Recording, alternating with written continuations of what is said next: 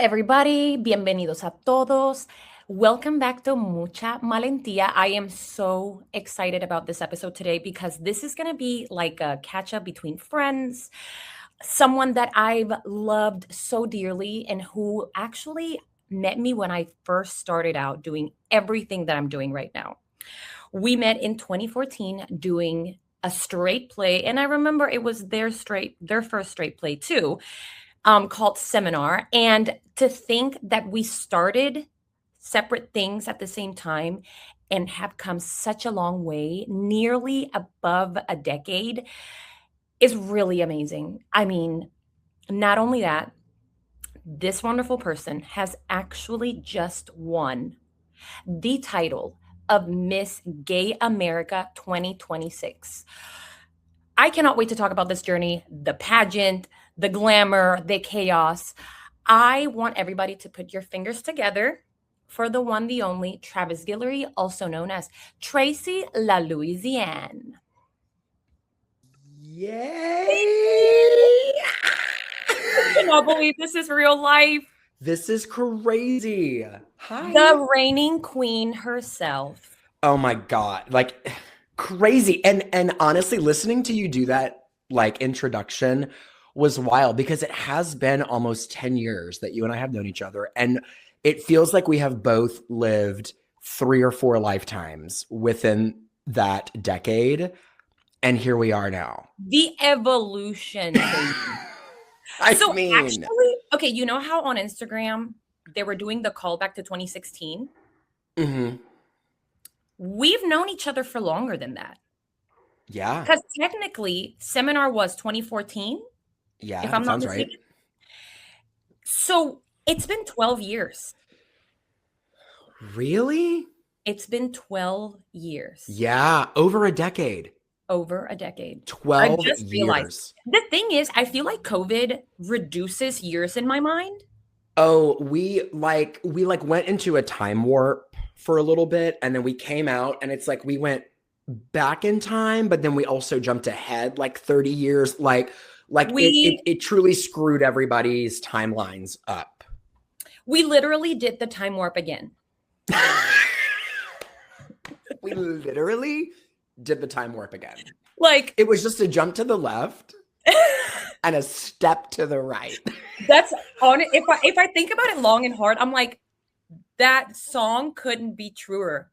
Yeah, that's exactly we're just gonna do it again. Yeah, but it's been so cool because like you are also a person that we were obviously very close friends because we were doing a lot of the same, like we each had our own kind of lanes of art whenever we both were living in Lafayette together and stuff. And then you kind of popped out of nowhere into like my scene. And then I don't know, I've always had such an incredible amount of respect for you as an artist. And so to see like your journey from afar, I also think I texted you about it a while back, but didn't know you had a new number. So I literally texted somebody random, I guess. I don't know, like probably 6 months, like within the last year. And I was like, you better slay. I just listened to all your music on Spotify.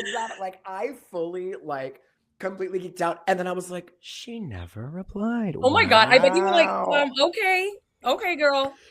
Yeah, but no, it's been so cool to see like how your career has kind of gone off on its own little thing and my career's gone off on its own little thing. But we were like you and I would talk every day. Like we were so in tune and I think not just about like art and stuff, but also just like life. I think like you and I have always had this very like open mind about like the power of art and where art can take you, but also like I need to make money and survive and pay bills at the same time. So there's this delicate balance. And like I feel like you were like one of those people for me that I was like, she's really trying to do the damn thing. And then like I guess for me too, it's like, I'm really out here trying to do the damn thing. I really feel that about you.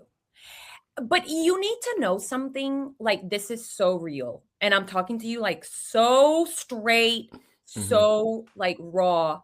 Mm-hmm. You know, I really did come out of nowhere because I am not from Lafayette. I didn't grow up here. I don't have any I was family like, who's this little Puerto Rican, like... like that literally came out of nowhere. Like for those watching that are like, well, how did that happen? So I went to LSU. And when I graduated LSU, a lot of things happened while I was there because I also moved to New York in that time, and then I came back to Louisiana. Right, I like you were do like on have, like your fashion journey at that point, right? well, Yeah, I was studying interior design, so I've always that's what loved, it was. Interior design. Yeah, yeah, yeah. yeah, I mean, I've always loved fashion. I've always loved art, which is why I went to interior design because I went in Puerto Rico. I went to a private school, and they were not artsy at all. Like it was one of those private schools where it was like you're going to be an engineer, a lawyer, or a doctor, and they could never place me in any category. So they actually counseled me to go for architecture. And I started in architecture and I was like, this is so not me. Like, there's no color in here. I am not this girl. It's a lot of numbers and math. I don't Yeah, know. I was like, I am not about this life. So I transferred to interior design. I mean, I had to apply to get in even after I was at LSU. But I got in. And then honestly, I still didn't know who I was. I still didn't know what I wanted. Like, I never did theater, I never sung. Like I Yeah. had a little band in high school, but it was so low key, not taken seriously at all that I never thought of it as a thing that I would do.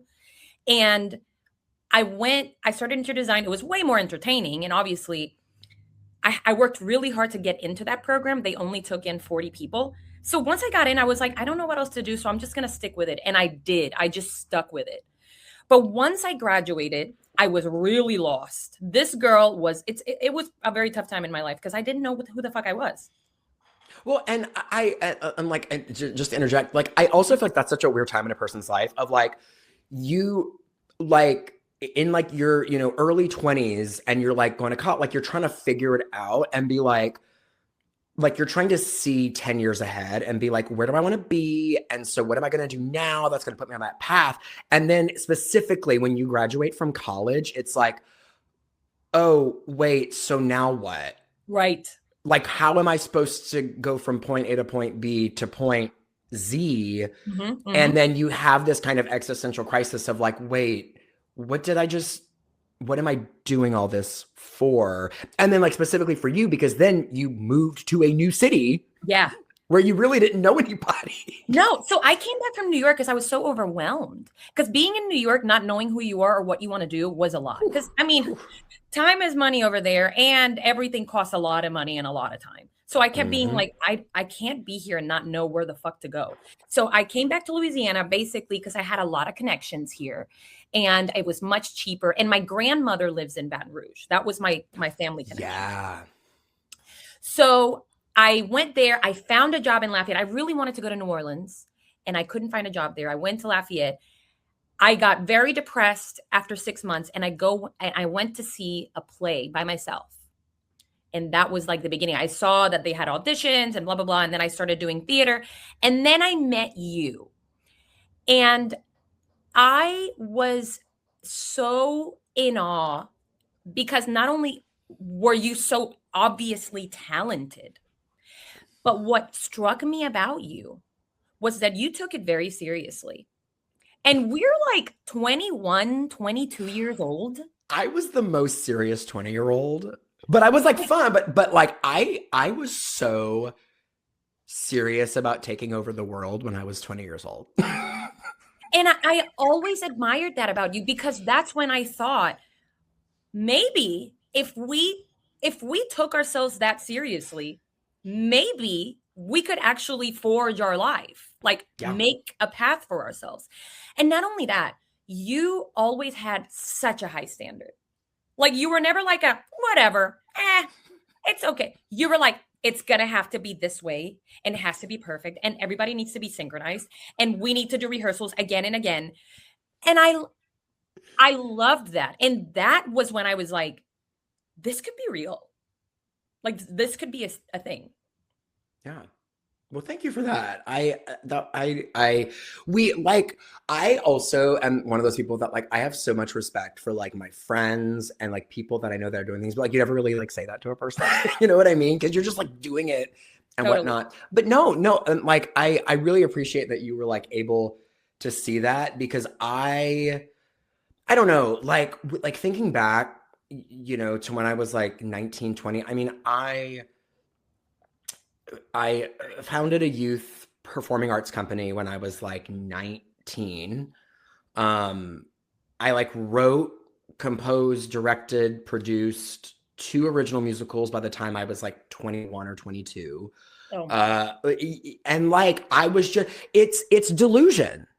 It's fully delusion. And like, you know how that is. It's like, if you want to, I don't know, like be like, I'm trying to think of another like analogy for like a career, but like if you want to be the president of the United States one day, like go and put yourself in situations and spaces where you don't belong. Like you are not qualified to be there. But if you see that the local governmental whatever is having a wine and cheese whatever, honey, you go get you a little name tag and you go rub some elbows with people if you want to be the president of the United States one day.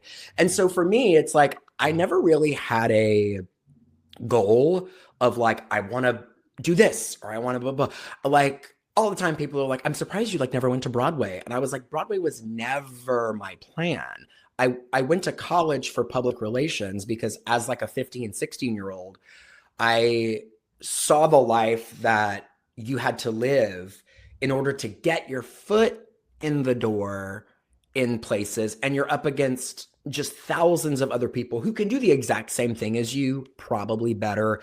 And it was not like a defeatist kind of mentality, but it was just realistic. It's like, Mhm. if I'm going to spend money and go to college and do all that, it's like, I want to make sure that I have a paycheck consistently. Because if you get to that level and you work and work and audition, I mean, like, you know how it goes: audition. You get a thing, you start that thing. There's big plans from the producers for that thing. Then you have a cast meeting and they say, oh, all the funding has been pulled and we will no longer be going to Broadway. You all have to find jobs now. So you have to constantly be auditioning. Even if you get that job, you get that, you still have to go and continue. And like, you can be on Broadway for years. If you're not continuing to audition for things, you're just setting your career up for failure, because you have to think of the long game. And also, like you just said, the cost of living in New York is insane. And so it was like, okay, do I go to New York, Chicago, like LA, San Francisco has a good theater scene? Like, but it was like, I don't want to, like, the economics of that did not make sense to me.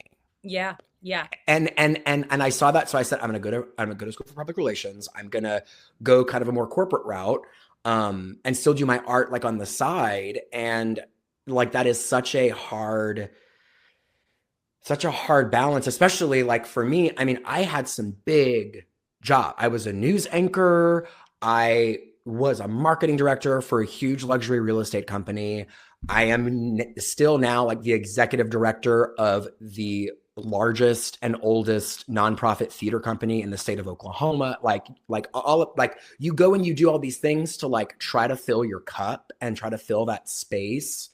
Um, but yeah, it's like I never had a goal, but it was like, for me, what I'm doing right now, like I could be directing, you know, a like I could have been 20 years old directing a production, like a youth production of Your Good Man, Charlie Brown.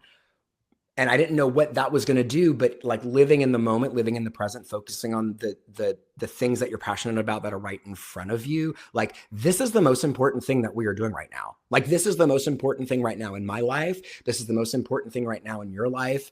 And like, I've definitely softened as I've gotten older. Like, I think if you were to like be in one of my shows now, you're like, oh, he's a little less intense now. But I think I've just learned how to empathize with people more and meet people where they are, instead of being like, this is the way it has to be. What are you doing? Now, but I never thought, I don't think that's the right way to describe it. I think you have matured, and Yeah. that has made you see that we can work our way to the end result you want. Yeah. We don't have to force it. And I think that comes with trusting experience, like the thing that Yeah. we cannot buy. Yeah, it comes with trusting yourself. Like there is Yeah. such this level of delusion that leads to this like kind of thin layer of confidence, because you also simultaneously feel like you're going to fall apart at literally any moment. Like you are on the verge of tears every day because inside you feel so lost, and what am I doing, and how is this going to get me to what I want to do? Like you just like are going through it, but you're like, I have to be this powerful force of something for myself, for other people, because the more you do that and the more people that are gravitating toward what you're doing, the more just like responsibility for humanity you have, if that makes sense. And that's like a really like I am not over here curing cancer. Like, you know what I'm saying? I'm not over here. Oh God, the mic. I am over here breaking microphones. I am like, I fully know that like I'm in the performing arts. I also do drag, but it's like the spaces that has put me in, and to now like be Miss Gay America, like the drag queen in the nation.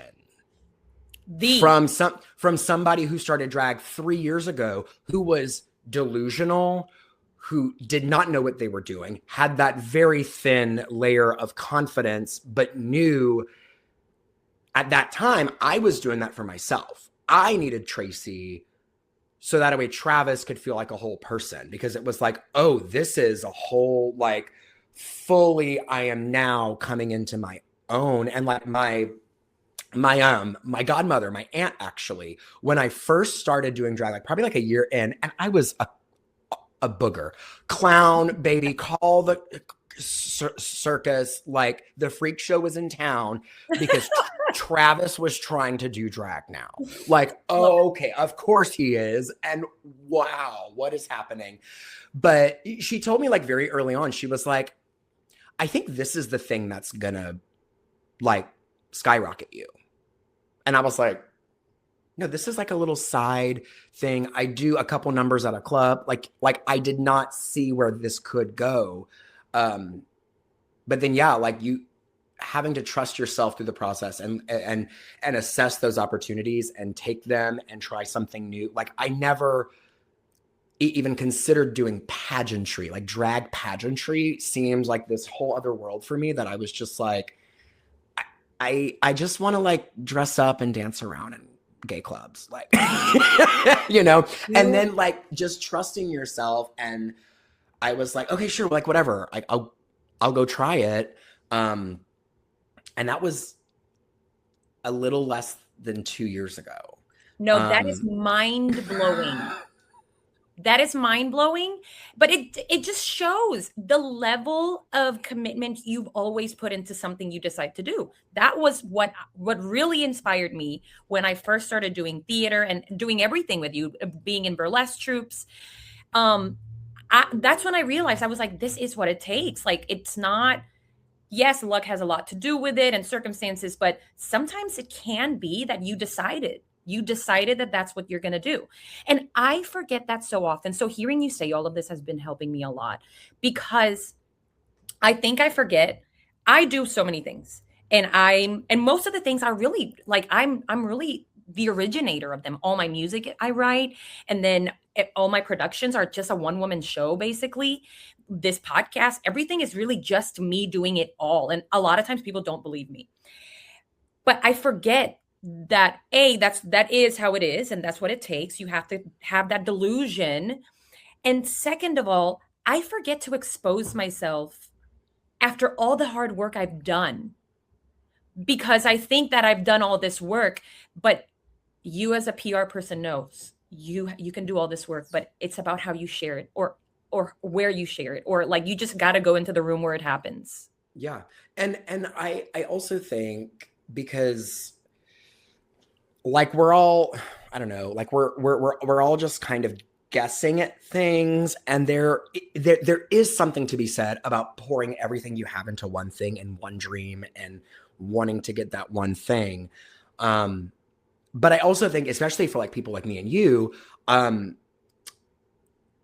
like doing things that are not necessarily a part of that, like having experiences that you can learn from, pull skills from, to then help to funnel all of that into who you are and what you're doing. Like you going into kind of like the podcast world is different from your music and trying to get your songs heard by the right people and but also it is still kind of connected, but you're like, I'm just going to do this and just see where it goes. But the other thing I wanted to say was, and you kind of touched on it, of like the being authentic and being yourself and who you are, and finding the way to show that through your art specifically, is the most powerful thing that you can do. And I really learned that through the thing that I said I was never going to do, which was drag pageantry. Everybody's phenomenal. I mean, it's especially at Miss Gay America. I mean, it is unreal what these queens from all over the country, like, sure, Drag Race is great and it has some kind of platform.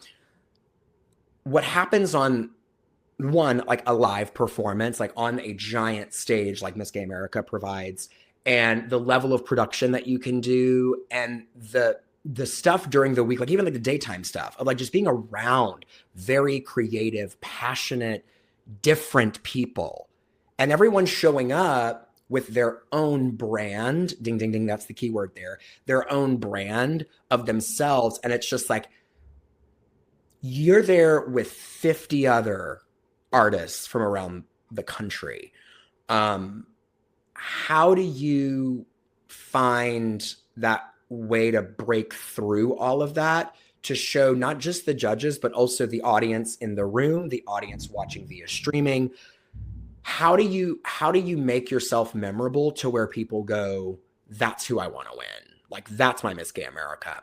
And they've always said that like the Miss Gay America system is about being yourself and being authentic and whatever.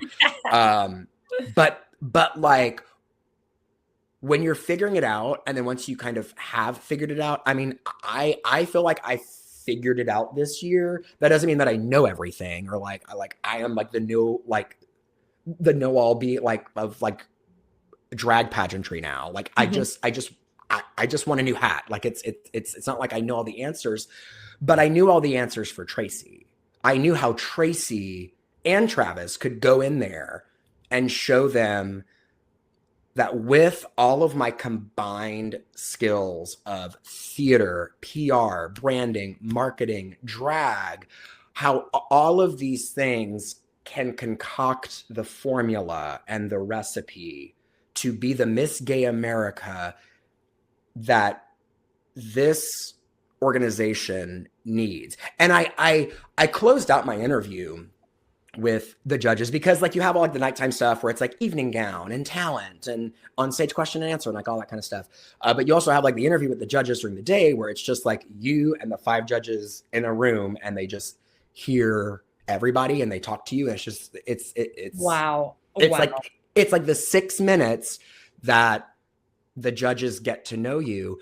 And I closed out my interview by saying, I would encourage you as judges not to look at the contestants that are here. I would encourage you to look at the Miss Gay America organization as an organization and ask yourselves, who's the person here that can be the leader for that organization, who can be the face of that organization, who can be the brand of that organization, especially during a year whenever after a decade, there's a new owner that we are transitioning to. We are moving out of Little Rock for the first time in many years and changing venues to Atlanta. It is going to be a transitional year, and it can also be a transformational year. And you need somebody who understands all of this, who understands the drag and the art and the passion and is good at that. But you also need somebody who understands branding and marketing and how to show yourself authentically and how to inspire other people to find their own voice and show themselves authentically, because that is what wins this pageant. But I think more importantly, that's what makes you a just well-rounded human being, of the confidence of knowing who you are, understanding what you bring to the world and the possibilities that could be there, and just leaning into that and doing your thing, like go and do it your way.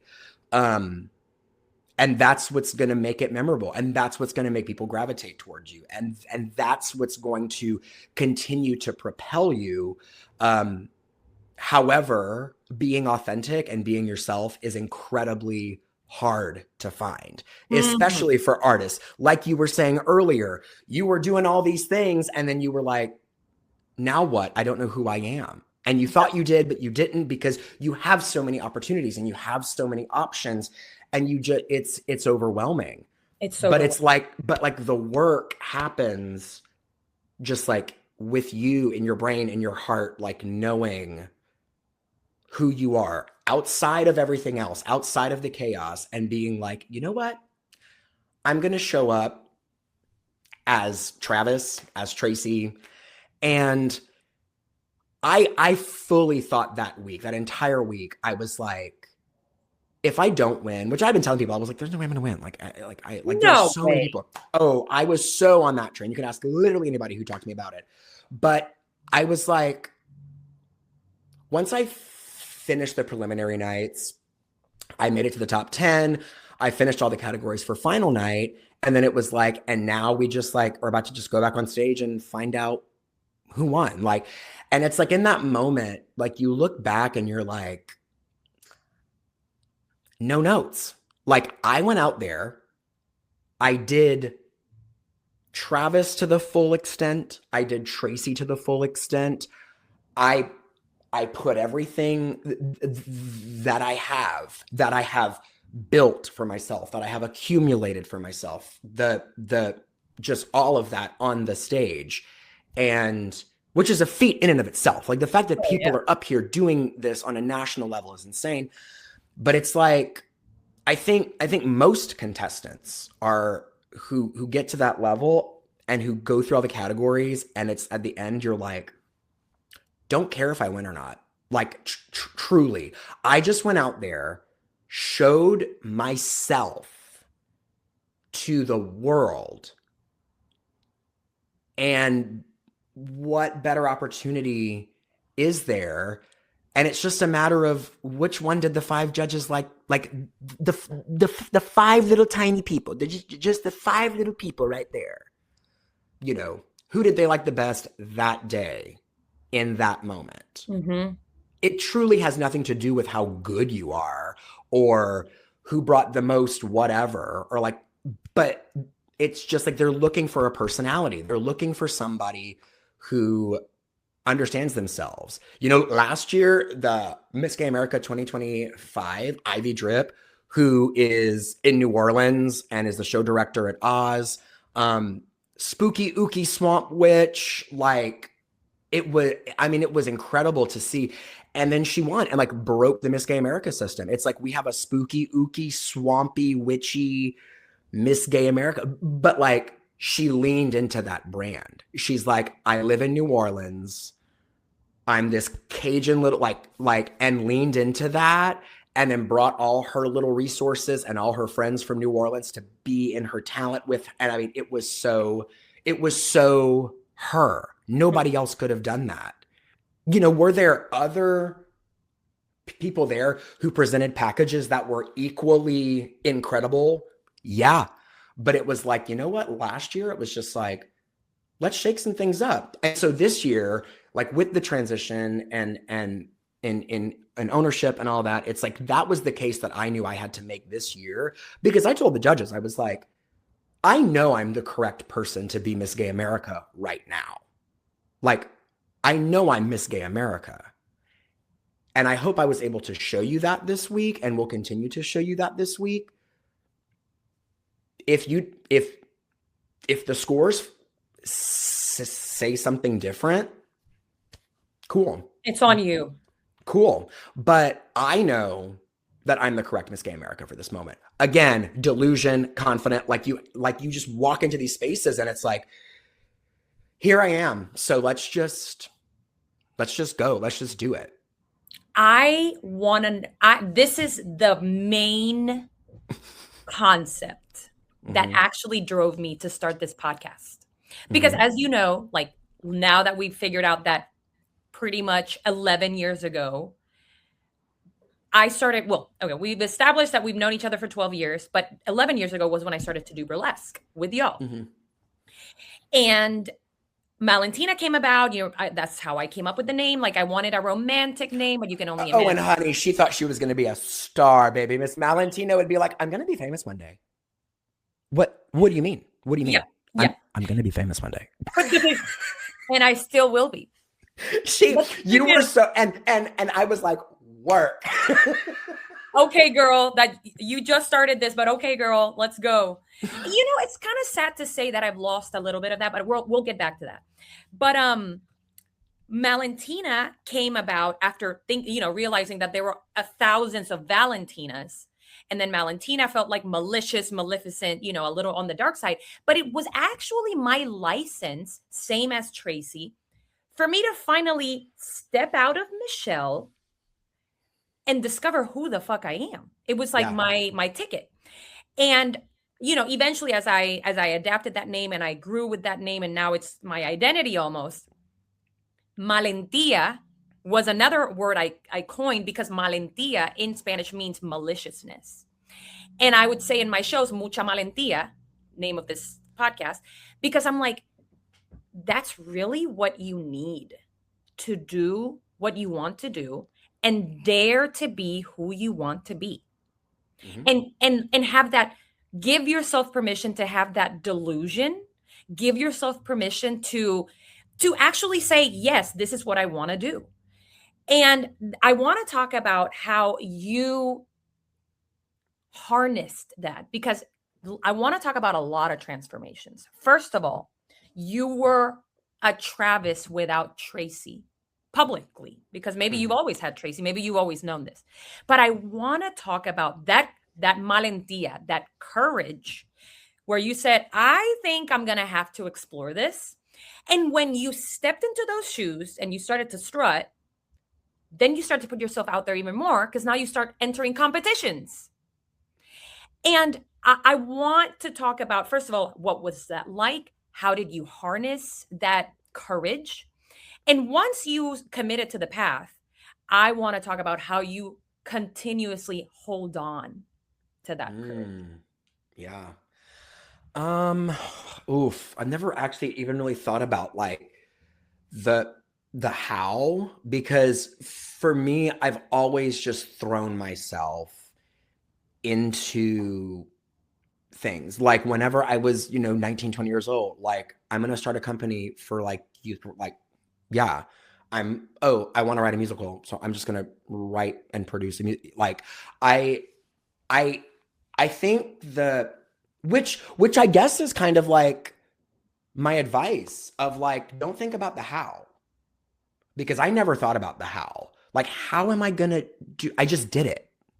And like, one, I love the concept of like giving yourself the license, or like allowing yourself the permission, because like truly we're all just like kids at heart. Like we're all just like playing around in this big playground of a world and life, and there are scary parts of the playground that we don't really want to touch, but like we're just playing around. We're just playing around. And so yeah, it's like this level of not taking yourself too seriously, but also taking yourself incredibly seriously. But having that mindset of like, why not? Like, well, how am I going to do that? Don't worry about the how. It's like the what. Like, what do I want to do? So let me just do it. And you have to accept failure in that too. And I mean, that is like the biggest part of being an artist, being a human, like just attempting something and accepting that failure, or like that didn't quite go as planned, but then like what you learn from just picking yourself back up from that. And so I think initially for me, yeah, I never asked myself how.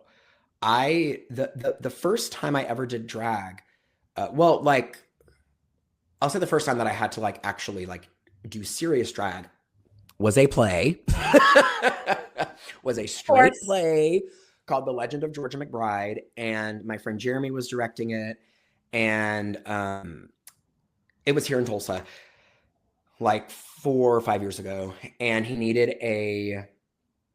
it was a play about drag queens and yada yada yada, and so I auditioned for it, and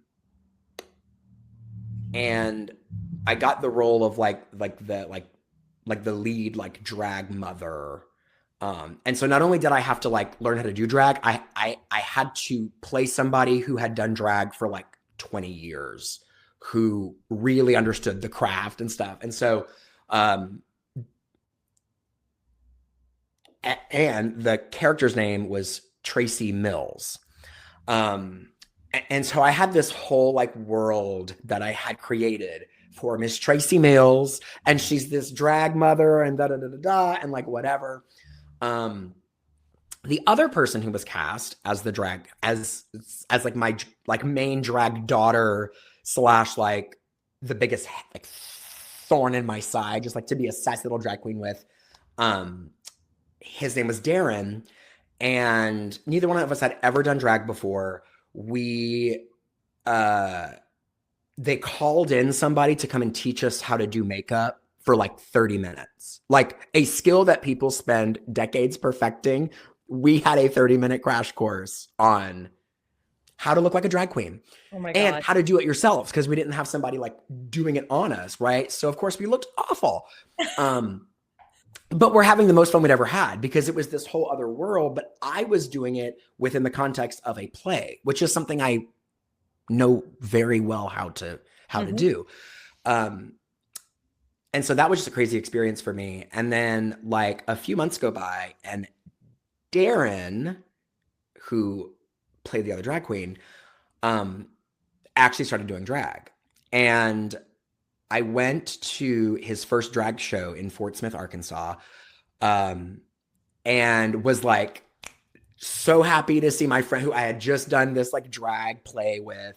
And now like it was just such a cool full circle moment.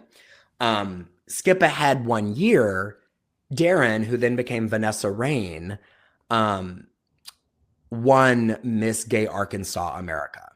And like my friend who I was in a play with, who started doing drag together, I was like, oh, she's like really out there like doing drag, like for reals. And so then like a year after that, I was like, oh, no. Here's what happened. The like executive director of that theater company was also at that time the vice president of, it wasn't DEI, but it was like the vice president of like diversity and inclusion and blah, blah, blah at the University of Tulsa. And every year they do a Hall of Queens show at the university. And she messaged me and was like, hey, do you want to come and perform for our Hall of Queens? And I said, sure, but I don't really do drag. Like I did it in the play a year ago, but I don't really do drag. And so I went and I did that gig. I did one number for a bunch of college students who were like, about literally like anything and whatever. Like it was like the easiest way to get into it. But it was just like, yeah. And I was there with Queens, who had been performing forever. And that was like my first official gig. And then it was like, oh, Travis is doing drag now. And then people started being like, hey, do you want to come do this? And I mean, like I was in dive bars. I was like getting ready in broom closet, like true drag. Like, I mean, every musician, every actor, every drag queen, we have all just seen the unsafest back alleys that we've had to get completely naked in. And yep, totally been there. What I mean? And so it was just like, I never worried about how am I going to do this? It was just like, it was always about the what of like, what, well, I'm going to do drag. How? I don't know. You know? So I think, I think that's just like my answer to how do you find that within yourself? But that's the most remarkable thing about you is that you don't question that. You're like, we're doing this. Okay. We're doing this. This is it.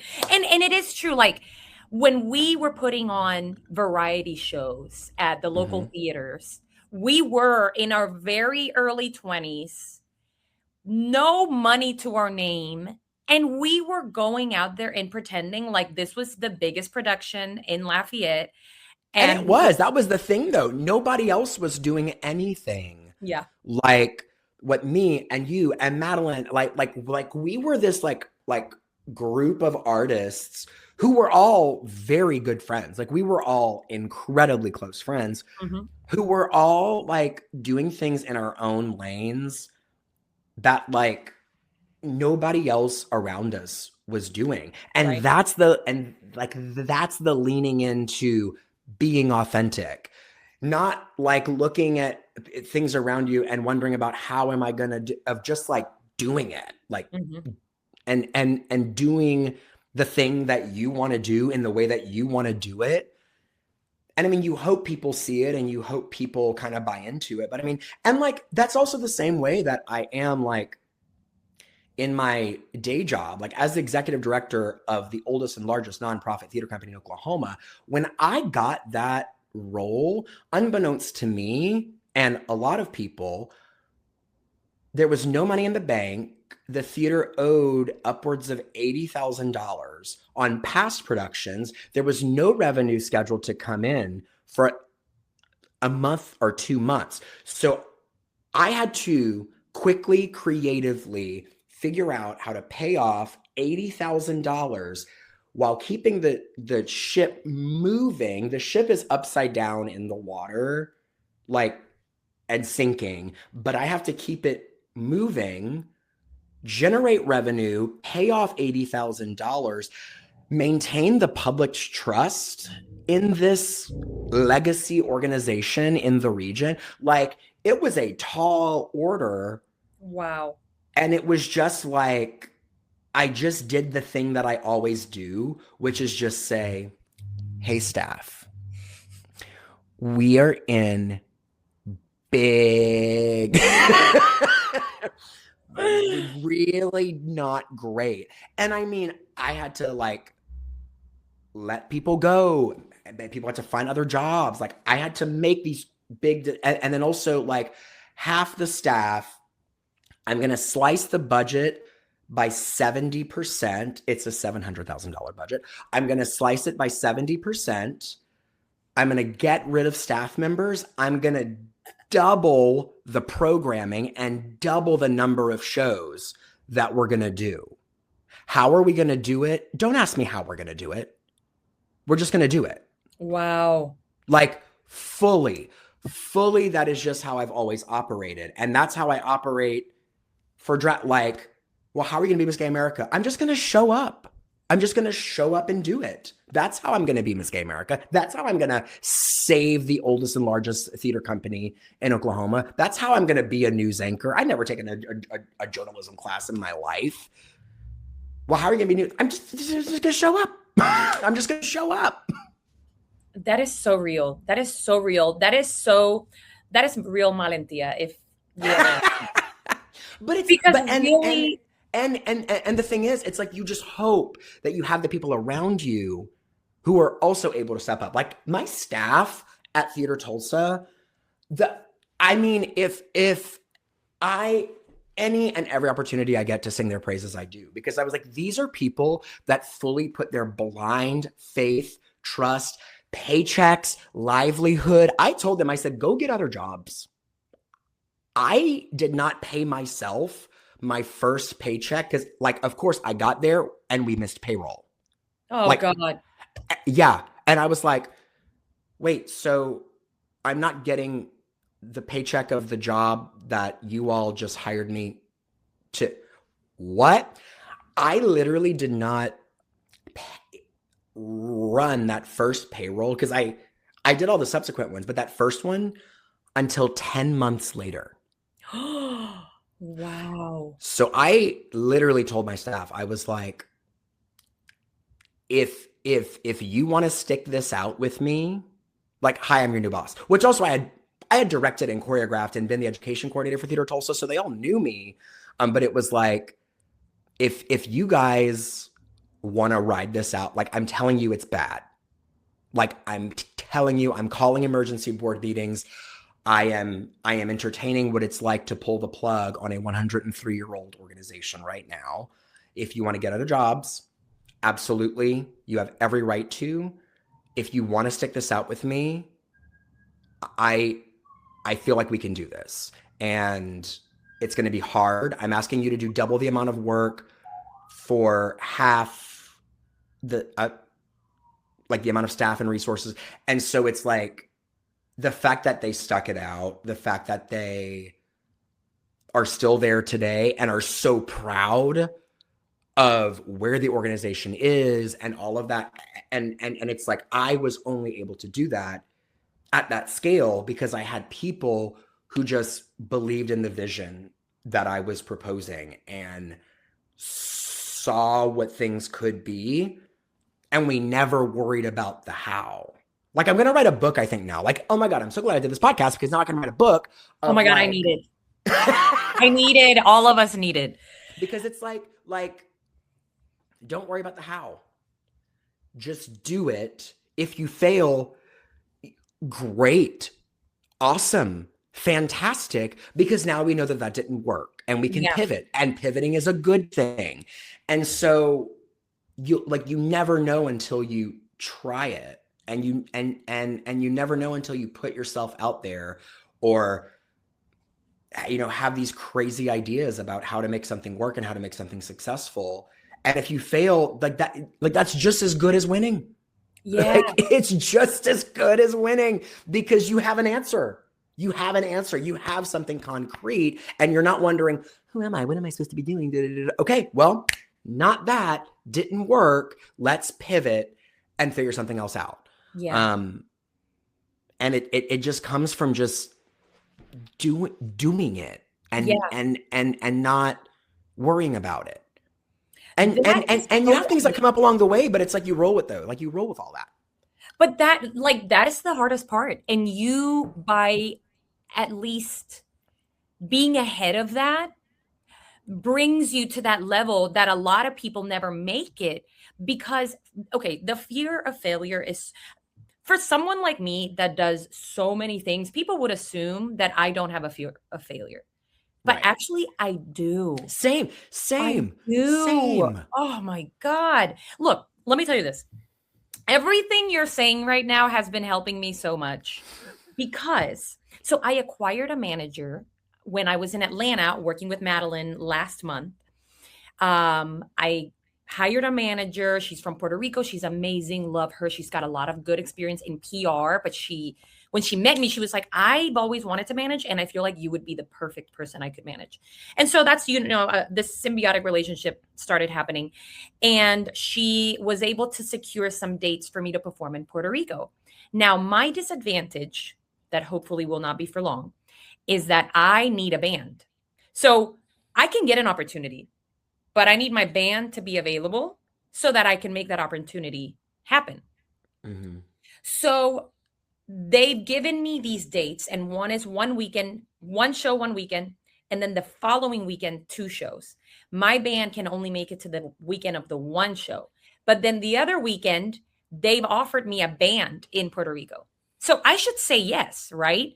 But here's my brain going, but I don't know them. And we've never rehearsed. We can rehearse. But I'm like, but then my band will only go for this one thing. I should say no because that's like not worth their time. I'm going through this can be really bad rather than I've got 3 gigs lined up in Puerto Rico, bitch. Get the fuck out of here. You could have a homeless man with an accordion, and that's the band that they give you. Mama, we're gonna turn it out. Yeah. You just helped me soothe that. Whatever anxiety. songs you know, sir, whatever songs you know, we're gonna sing them. And if you just want to hold out a C, just hold out a C for me, and I will give you like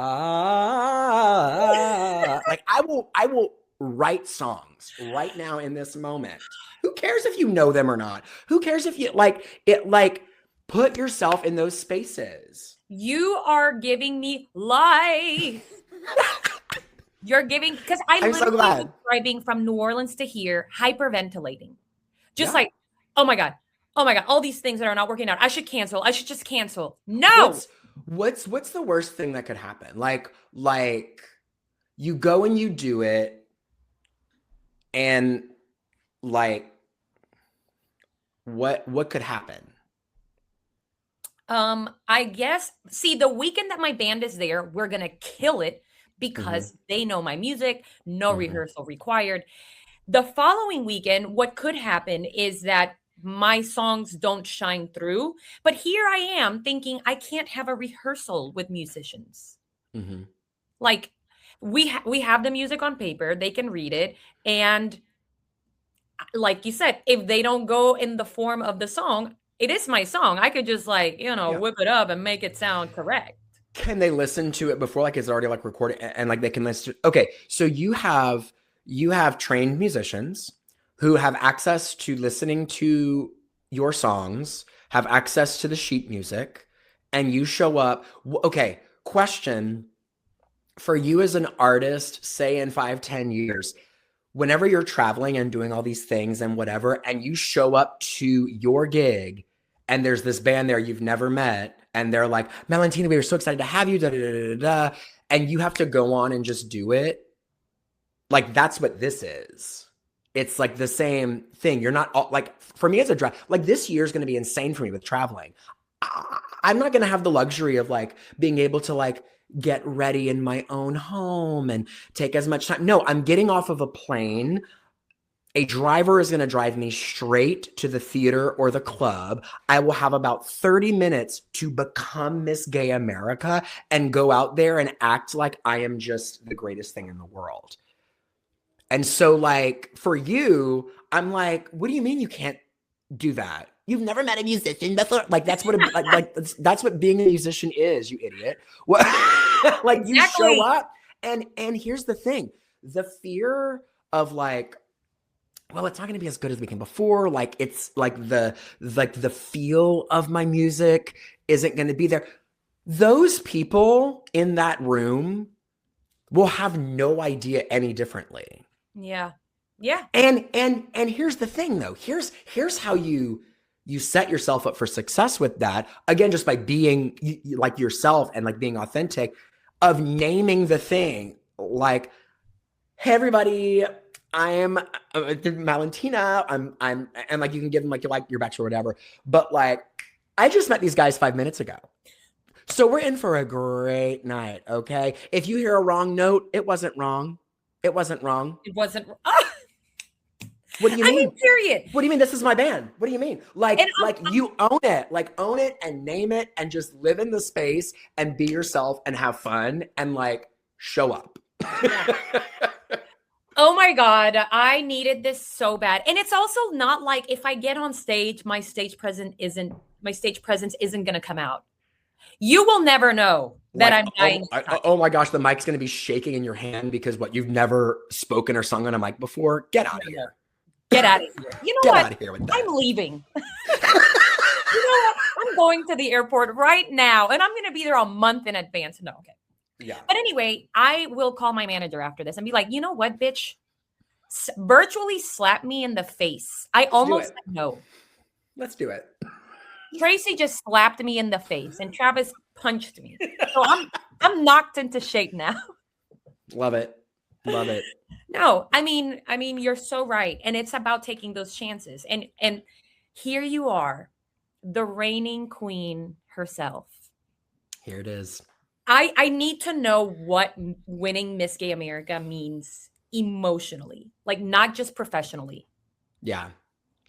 I think, well, because it was never really on the radar, like there are people that go year after year after year. They find regional preliminaries to qualify for.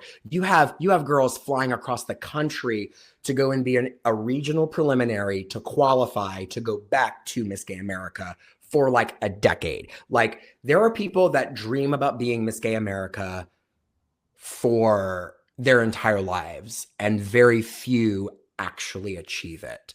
So I do need to name that like, I started doing drag 3 years ago. I only found out kind of about the like hugeness of Miss Gay America 2 years ago. Like, so I'm still very new to it. So I'm going to do many interviews like this where they're probably going to ask me the same thing. And it's like, I don't know. I feel like icky that I can't be like, it's been my dream forever and blah, blah, blah. Because for a lot of these girls, like that's what it would be. Like that would be the emotions of like, I worked for something so hard that I got it, and that's overwhelming. And so like, of course I've been like grappling with like the imposter syndrome of like, of all the people there and the people like the years of passion and work ethic that was on that stage with me and like from everybody else, like me, like it's a little bit of, I want to be more emotional about it. Because is it a big deal? Absolutely. Did I cry and bawl my eyes out for a week straight? Absolutely. It's emotional for me, I think, in a different reason from the way it would be emotional for somebody else. Because for me, the emotion is, it came out of nowhere. Like I was not expecting this right now in my life. And within like, whenever they were announcing like fourth alternate, third alternate, and they got to first alternate, I was fully ready to like accept my first alternate position because I was going to be so happy for Barbara Seville, who had just had a phenomenal week there, who is one of those people who has been to Miss Gay America 11 times. She's been in the top 10, I believe, 7 times. She was the second alternate a few years before. Like this lady has worked and also is just a phenomenal human being. So, and had one of the best weeks of her career 2 weeks ago at Miss Gay America, or however long ago. I don't know, a month ago. Who has track of time? But I was so ready to be happy for her. And so whenever they said, your first alternate is, I was... Because I was going to be so... I like just started walking up and grabbing out of their hands before they even say it. And they said, your first alternate is Barbara Seville. And I have watched the video back. Like I don't actually watch me winning. I watch the 10, 15 seconds before they say my name. Because you can see me, because like as soon as they said Barbara Seville, the smile just goes from my face. Because you can feel the energy in the room at that point, and you can, and it was like, my life is about to change right now. Like my entire world is about to get flipped upside down right now. I can figure out my job. I can figure out the 3 shows that I'm currently directing. I can figure everything out. I can figure out the fact that I've only been doing drag 3 years. I haven't built a closet big enough to go around the country in $5,000 outfits, brand new. $5,000 outfits each time somebody sees. Like, I don't have that stuff.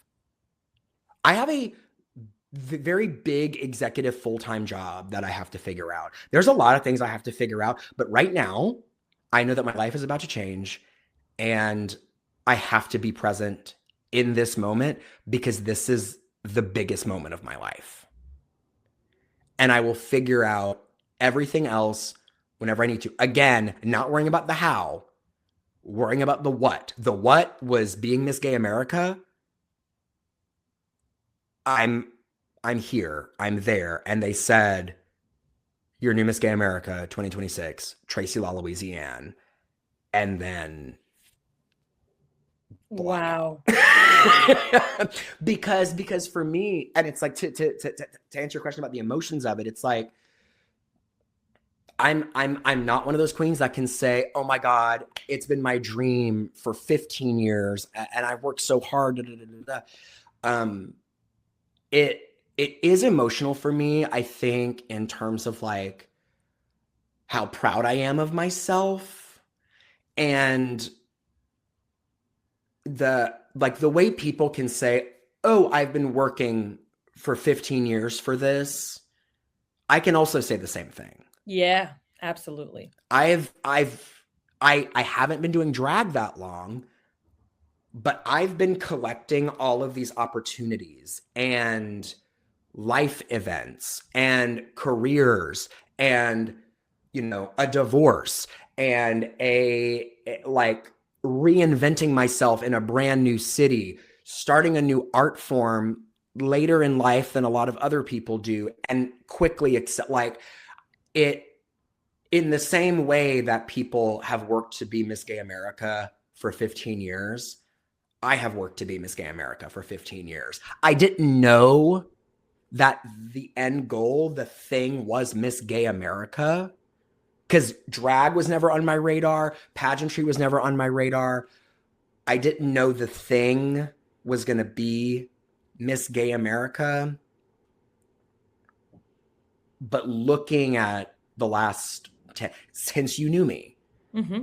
and everything that's happened leading up to this point, it's like, oh, yeah, that was the trajectory the whole time. We just didn't know it because you're just in the thing doing the work.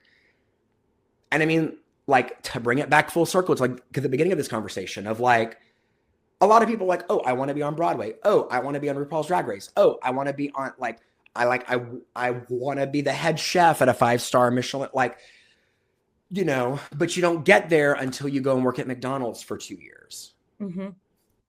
Yeah. You know, Yeah. and you hope that your work speaks for itself, the quality speaks for itself, that you as a human are a good enough human, that you have enough good energy around you to receive those kinds of things. There's a lot of factors that are playing into it, but I think for me emotionally, it's like finding the thing that all of that work was for. Like, that's the thing that I'm most emotional about, because like I've just met so many incredible people through this journey from all across the country who and I just never even knew that like all of that existed, you know? And like now I'm literally the top, like, and like all of the things that I represent, all of the people that I represent, all of the just the responsibility. Somebody was like, "You're basically like the president of drag now." And I was like, I mean, that is like a way to look at it, which sounds crazy, but it's like, you know, do I feel wildly unqualified for this? Yes. Do I feel like I was the most qualified person there this year for this position? Yes. That is it. It's like I don't. And you just show up and see what happens. But when you say you felt like you were the most qualified, Did you think of it because you put that meaning to what you were doing, or you just saw it on an objective level and said, this is about personality, and I have known my personality? Mhm. Like, do No, you yeah, think that's what it is? I definitely think it was objective. It was like on paper alone, like I've come to understand the Miss Gay America system very well. There are other pageantry systems like Miss Gay US of A, Miss Continental. Like, honey, you will never find me on that stage because those ladies right there are creme de la creme. Like, and each pageant system kind of has its own ideal winner. I think Okay. I think each pageant system is like, this is who is Miss US of A. This is Miss Continental. The way Miss Gay America has worked is there is no correct Miss Gay America. Gotcha. There's no mold. You're not trying to fit into a mold. You have to become the mold. There Mm. is no checklist on how to be Miss Gay America. I mean, well, like there's a checklist. Here's the thing. Here's the thing. Boom. Here is the thing that we are going to talking about the what and the how. There is a checklist on how to be Miss Gay America. You have to go to all of the state and regional prelims to start building the contestant pool for next year. You have to make these appearances. You have to do this. You have to do that. There is a checklist on how to be Miss Gay America. There is not a checklist on what or who is Miss Gay America. Mm. So at the same time that I'm like, what am I doing? This is a national full-time job that I have just got that I do not know. There's a checklist for how I'm going to do it. And there are literally all the former Miss Gay Americas who have all like reached, like, lean on us if you need. I actually have it the best this year because as it's transitioning in ownership, the two guys, Rob and Michael, who owned it for the past 10 years, and Monica Mitchells, who's a former Miss Gay America, who is going to be the owner. It's a transitional year. So I'm like the only Miss Gay America that's going to have 3 owners that I can go to for this thing. Last year, they added Miss Gay America Femme, which is for trans women and AFAB entertainers. I have a Miss Gay America Femme that won the next night, Anya Marino. She's a lawyer. She's a law professor. She is like one of the most accomplished trans women in the nation and is like, and it's like, that's going to be my best friend for a year and probably for the rest of my life. Like, I have people to lean on, so I don't have to worry about the how. I just had to worry about the what. What is Miss Gay America? Who is Miss Gay America? And that's a clean slate. Like I said, Miss Gay America last year, Ivy Drip, 2025. Spooky Ookie Swamp Coochie. Like, like, and will always be remembered because it was like, y'all remember when Ivy Drip went in there and was just this like spooky swamp witch and gagged everybody? That was Miss Gay America that year. And so, yeah, like I objectively go into it going, I know I could do this job. I mean, you don't know about this job until you get it. Like I'm flying down to Fort Lauderdale in 1 week.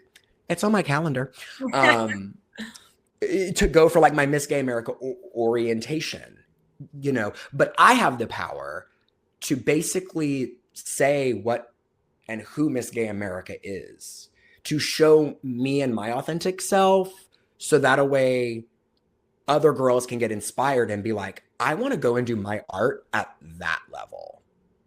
And so, yeah, like whenever I made the case of like, I knew I was the most qualified person there. I'm the most qualified person there because I have all the administrative side done, but I understand my craft enough to be the symbol of excellence for drag right now because I like as a hopefully like well-rounded individual, I can be the mold for a year.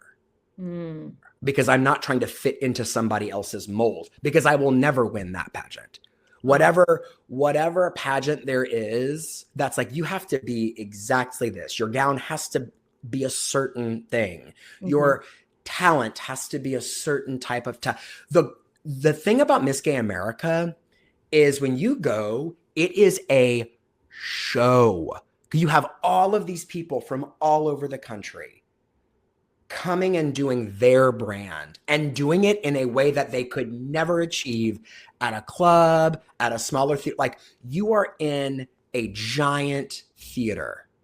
The world is streaming, and like, so it's a show, because you're getting the spooky queens, you're getting the musical theater girls, you're getting like the fierce girl, like you're getting just the creme de la creme of drag queens and what it means to be drag, while also learning about that person. One of my her friends, Heather Fellas, which I'm sure she wouldn't mind me like talking about, she was a first alternate to Miss Gay Missouri America, and is very open about her very early struggle with alcoholism. And, you know, she's been sober for a very long time and is in a very healthy place now. Her talent, which also she plays the flute, or at least she used to, and like actually wanted to like be in orchestra pits, like on Broadway. I don't know what her interview was like, but I can just imagine that she talked about that. Her talent performance was this really beautiful, and also like really like cool and edgy, because that's like her vibe of drag, and like her aesthetic is very like edgy. She's literally like 6'4", like tall, like just like cunty. And it was this really beautiful piece that highlighted and featured like her struggle with alcohol, and how the time in her life when she was dealing with this is when she lost her love of music, and when she threw a lot of her dreams away because of the things that she was struggling with. And she lost her love of music. She stopped playing the flute, and and then she pulls out a flute and starts playing while she's doing this beautiful thing. And they had like this wine glass that had like a very long piece of like a burgundy cloth that like spilled out, and it looked like the wine pouring out of the thing. And then she takes out a flute, and it was like, oh, this is art. This is somebody who's pulling from dark places, but also incredibly light places, and is being so vulnerable in such a big way. And it's like, oh, I know who this person is. Like, even if she wasn't my friend before that, and even if I was just an audience member watching, like, that transcends the art form of drag. It's not just a drag pageant anymore. We're not just playing dress up and wearing pretty gowns. Like, this is a meaningful life milestone for this person who's up here taking all of their experiences, which is the exact same thing that I did. I took all of my experiences and presented that, but those were my experiences. She has very different life experiences, but she took all of that and used her art to show the world, like, unapologetically. And there is not a more powerful thing that a human being could do than that. And that was one of 50 contestants. Wow. So you could imagine the tall order that the judges have of like, how do you pick? Because everybody's so different and everybody's doing it at the highest level. And so that's why it's just like you let the scores kind of figure it out. And you have those subcategories of like originality, entertainment value, and the judges just score that on their phones. It goes right into a spreadsheet and it's done. Because it's not like it's comparative. Because how can you compare something to that? Right. You can't. But guess what? There's 49 other girls in the wings about to come out and do the same thing. Not the exact same story to tell, but to do the thing where they come out and they say, I have 6 minutes to show you who I am and to show you the type of person I am, the type of performer I am, the type of heart that I have, the type of brain that I have. And hopefully that's going to do well for me. It's so not about winning. Like at Miss Gay America, it is so, you could leave there in last place and walk out and say, that was the greatest experience of my life. Wow. And truly, like, that's what happens. Every single girl leaves there going, wow, can't believe I just did that. I am so proud of myself. Because you're just doing, like, you're there. And like I'm trying to equip, like, it would be like you getting a set at Carnegie Hall with a 50-piece orchestra. Oh, yeah. Like, what? How did I get here? But I'm here. So I'm just going to give the world me. Yeah. Because this is my moment right now. And then you walk off that stage and you're like, wow, that was incredible. And so, like, there are a lot of emotions all mixed up in it. And I did go in and look at it objectively, but I also was like, I could walk away in like maybe not last place, because that would have been really upsetting because I made top 10 last year and that would have been a really big swing down. But still, like, even the person that comes in last walks away so proud of what they did on that stage, so proud of what they shared with the world. And at the bottom line, that's what being an artist is. It's not about the money. It's not about the crown. It's about feeling fulfilled as a human being. Yes. Because we only have this very short amount of time here on Earth that could be cut short at any moment. So I'm just going to lean into that and like lean into myself and lean into opportunities and not worry about how, but if I can get to arguably the biggest stage physically of drag, if I can get there, why not? And then then once I'm there, what am I going to do with that opportunity? So everybody walks away just feeling just this huge sense of pride in themselves and their work. And that is so powerful, especially for young queer kids to see. Yeah. And even kids who aren't queer, kids who are who have any kind of dream, kids who are artists, kids who want to be a doctor or a lawyer. It's like, yeah, you got to go to school for a lot of years for that. But imagine how rewarding that's going to be for you. Or like what you were saying earlier, like, it's in that process that you get to know yourself. And this I've learned recently, and this is like what we were talking about earlier. It's much better to fail than it is to not choose. Absolutely. It's so, and that's when that has helped me speed up my process a little bit, because I used to be paralyzed. I would have analysis paralysis and I would get very overwhelmed because I would think about the how. Me, a girl that has not had that experience yet, I don't know how I'm going to do that. I don't know how that could be possible. But that is it. That's the hang up. It's, why don't you just choose, keep moving? The how's going to have to be figured out.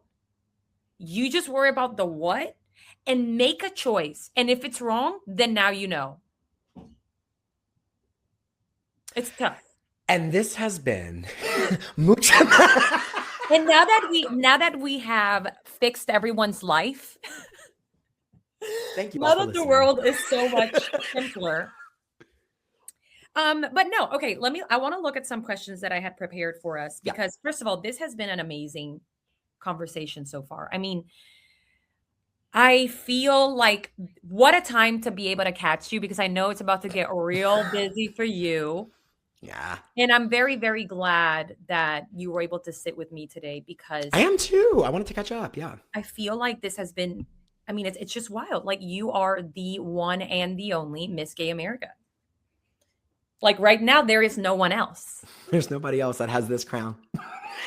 Like no one can have it right now. Okay. Yeah. It's taken.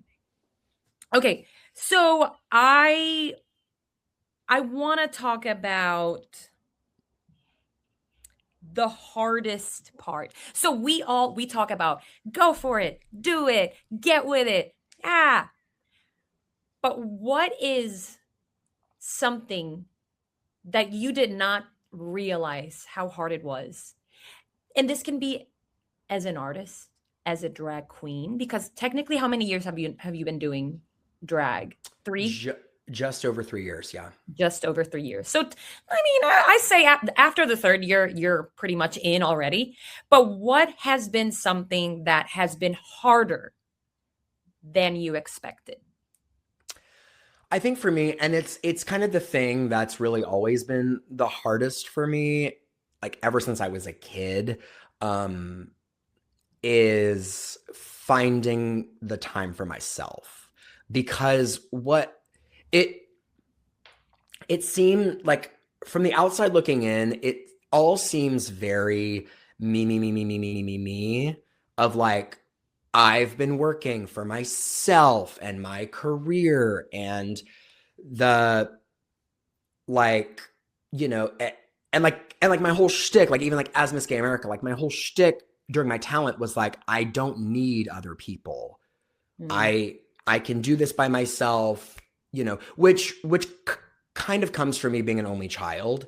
It doesn't kind of come from me. It is from me being an only child and me having to figure out a lot of things by myself as a kid, having to, you know, just learning how to not have people involved. So I have to do everything myself, learning how to navigate my emotions by myself. Like my parents' divorce when I was a kid, like I didn't have anybody to, you know, so it is kind of lonely, but all the things that I'm doing, the careers that I built for myself, all the me is very much for everybody else. Yeah. Because I can't really figure out a way to like articulate this, but it feels like the more you give to the world, the more the world takes, if that makes sense. Mm-hmm. And the thing that I think I have let the world take the most from me is time. Because I have the energy to do things. I can go, like, you know, but I'm actually hardly ever like alone or like can go do something by myself or go, because I'm always kind of working, because the careers that I've had have always just kind of been around the clock. So I think the hardest and the most challenging thing for me is finding the time for myself and creating and setting boundaries to protect my time. And yeah, that's kind of the hardest thing for this. And I mean, it's really going to be tested a lot this year with all the traveling, and me juggling 2 full-time jobs basically. Yeah. While also people are reaching out to me for future projects too. Like I'll wait until I say this offline, but like a TV show producer has reached out to me and I have people like, oh, we can take you on like residency tours.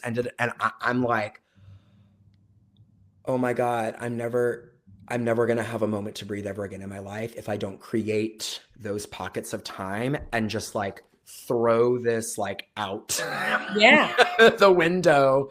And so Yeah. I think for me, that's the thing. Cause I just get caught up in the work and I forget to like take care of Travis. And I have friends like here in Tulsa who like, anytime I do something like this or like whatever, it's like, they will congratulate me and they will also be like, I just want to make sure That is so valuable. that you are taking care of yourself because this is a lot. And I think for me, I've always done this. I have always burned the wick on both ends or whatever the saying is. But like, if that's like one candle with a wick, like I have like a candelabra right now. Yeah. And all the candles are on fire from all ends. And I'm like looking for like the fire extinguisher. And then I'm like, oh, wait, So no. So I just have to work. I want to work. I want to do this. I want to give so I can get, so I can do, blah, blah, blah. But it's like forcing myself, which sounds so crazy, but it's like forcing myself to one, understand that I have a crazy life. Like, fully, because people are like, are you aware? Like, do you know that you, and I'm like, yeah, what do you mean? What do you mean? So like understanding that I am insane, like understanding that, and then giving myself the permission to be like, I don't need to respond to everybody right now. I'm going to just exist for myself and not for other people right now. So valuable and such a good reminder. Because we are also kind of told, I don't know, there's this sense of worth that comes in doing, but we need to harness the same feeling of being worthy when we're not doing. And I've been working on that for a while now.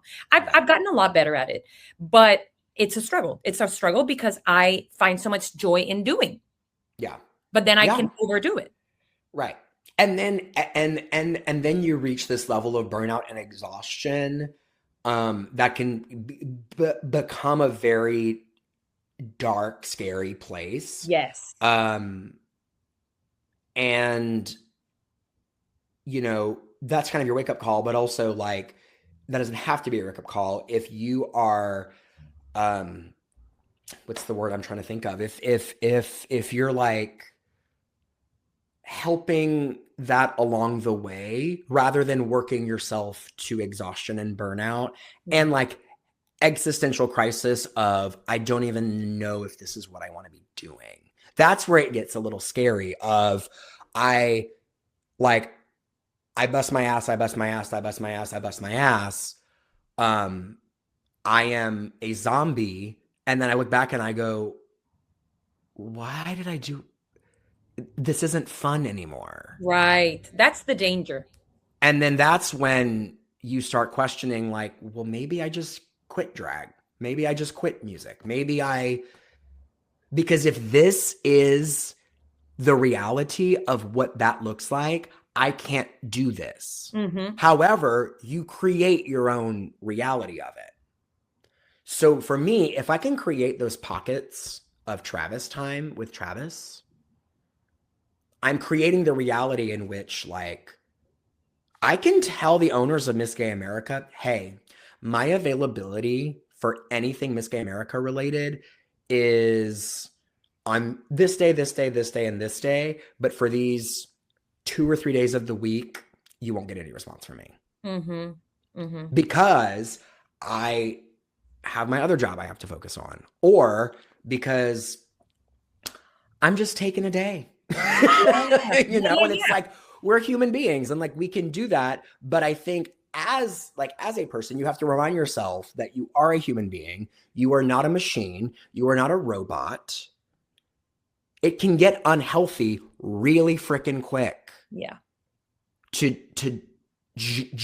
to get the opportunity to do a thing that you love. Yeah. You know who I really admire for that? And I love this girl, and you know this girl, Kate Galata. Yeah. She actually got like I talk to her every once in a while. And normally at Maven, she's the one that picks out all my outfits. Mm-hmm.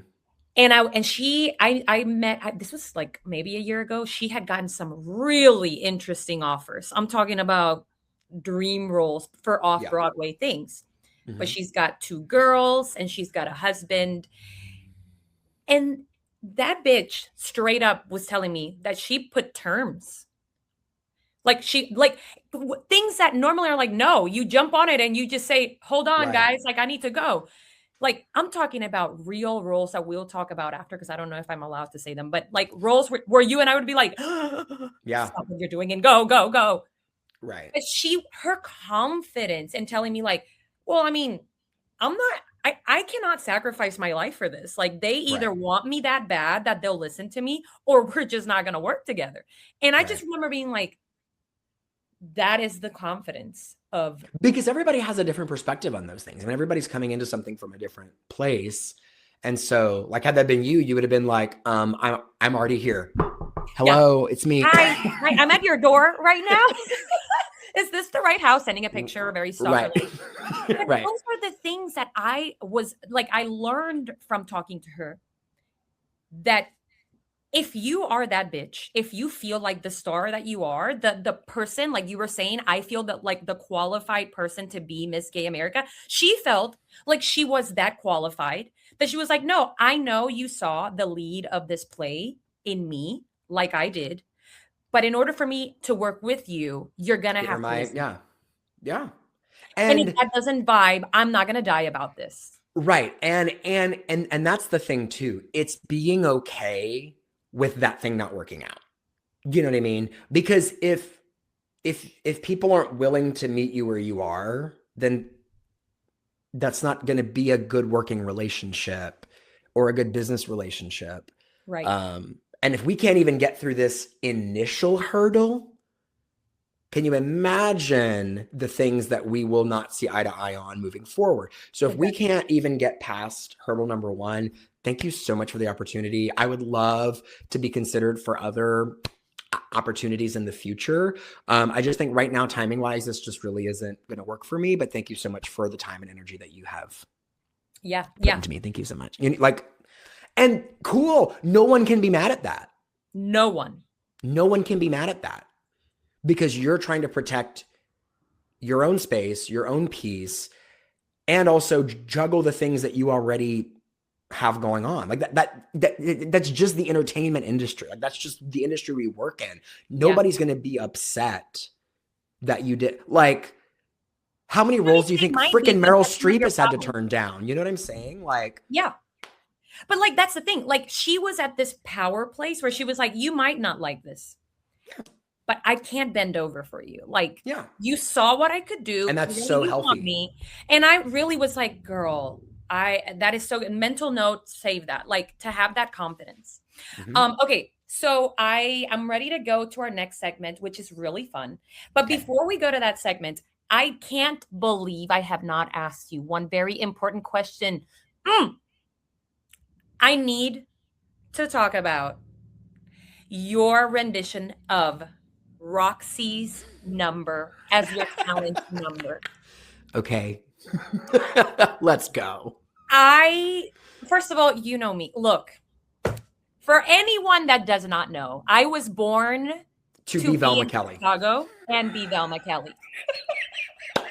She was. Somebody cast this. I need to be in it again. Okay, so I found out that they were putting it on in Puerto Rico and I got so upset. I was like, no. But see, this is why I need to go out there and put my name out there because I was See? born to do that.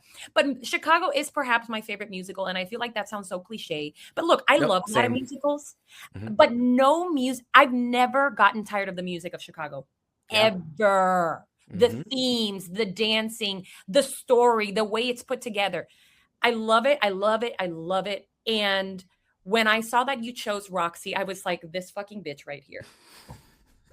And the way you turned it into yourself, I want to know all about this. How much did you rehearse? Because the cues, the projections, the voice, the dancing. That's when you were saying earlier that you weren't expecting to win. I was like, bitch, I don't Well, know.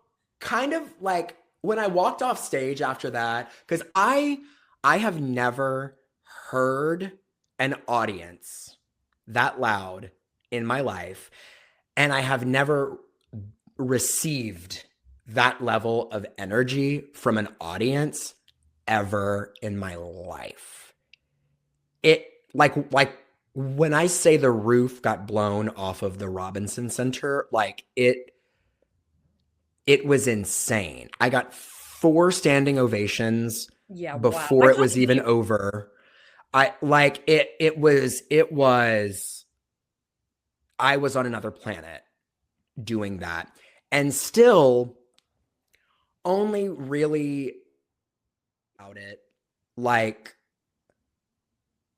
uh, after the first 30 or 45 seconds, because I did not know if it was going to land until about 45 seconds into it. no way. Yeah. Well, so let me start at the beginning of how it was conceived and then get to that moment of me going on stage going, here we go. We'll see if this works. So I started doing drag again my own way by doing one woman cabarets, because Travis had done a number of cabarets and stuff, like being a theater person and whatnot. So Tracy was born in like a speakeasy setting, doing the banter with the audience, doing the little songs and rewriting little funny things. I mean, you know how that kind of like that brand of the art form it is like you can do gigs and whatever, but there's something about like that kind of more laid back. The audience is right there at their little like cabaret tables. It's a little bit more intimate. You can I do a love little bit, you could do a little bit more than, or like in drag, for example, like it's not like a kind of club. It's a very different brand of drag. it. And Mhm. that's always been my brand of drag. Like I am the cabaret queen. Like that's always been my branding. And so whenever I started doing, well, before I started doing drag pageants, the reason I didn't think it was for me was because I just like I hadn't seen myself in that, and I was like, I don't really understand how my art can translate to drag pageant world. But the outgoing Miss Gay Oklahoma America, Kiana Davenport Jade, bullied me into doing Miss Gay Tulsa America. And she was like, just go and do what you do in your one woman shows. And I was like, no, because that's not really like it has to be a pageant talent, which has like sets and dancers. And I'm like, that's just not me. And she was like, no, girl, like go and just do what you do in your one woman shows. And that's America. And I was like, okay. And so like, I kind of, like I did, like I would sing and, do little things and like whatever.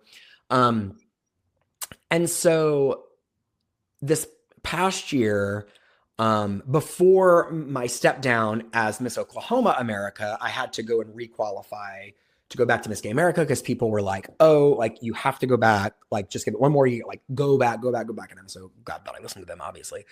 Because I was just going to be like, check, one and done, went to Miss Gay America, woohoo, like done.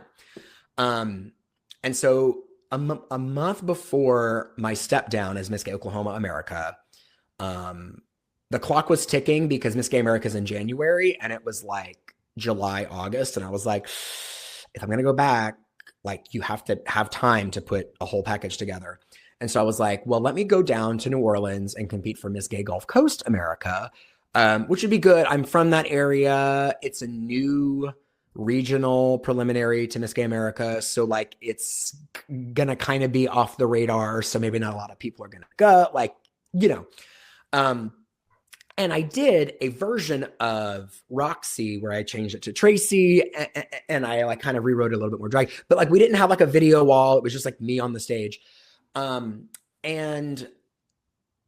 I remember being like, oh yeah, like I'll like kind of lean into the cabaretness of it and just like do little quips to the judges, like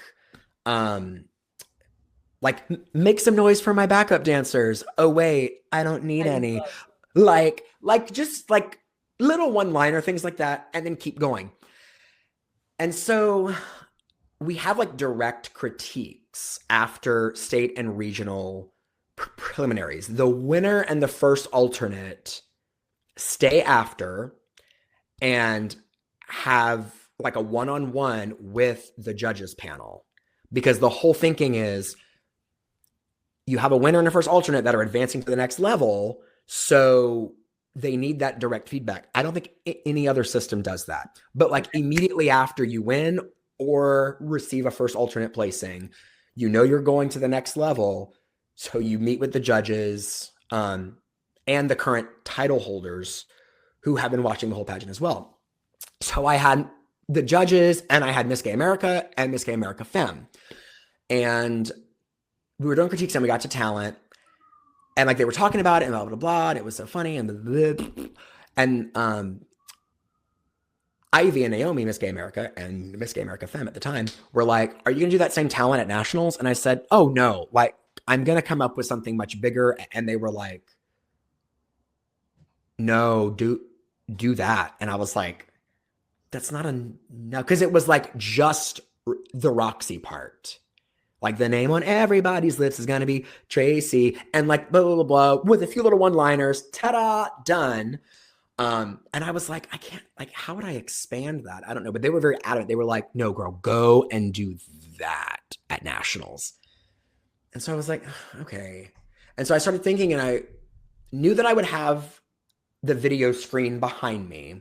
And the way I always think of that video is that it is not a background, that is a character in my piece, which a lot of these girls also haven't realized. It's not just for you to put like an AI background that just kind of lives back there. Like it's meant to be another character with you.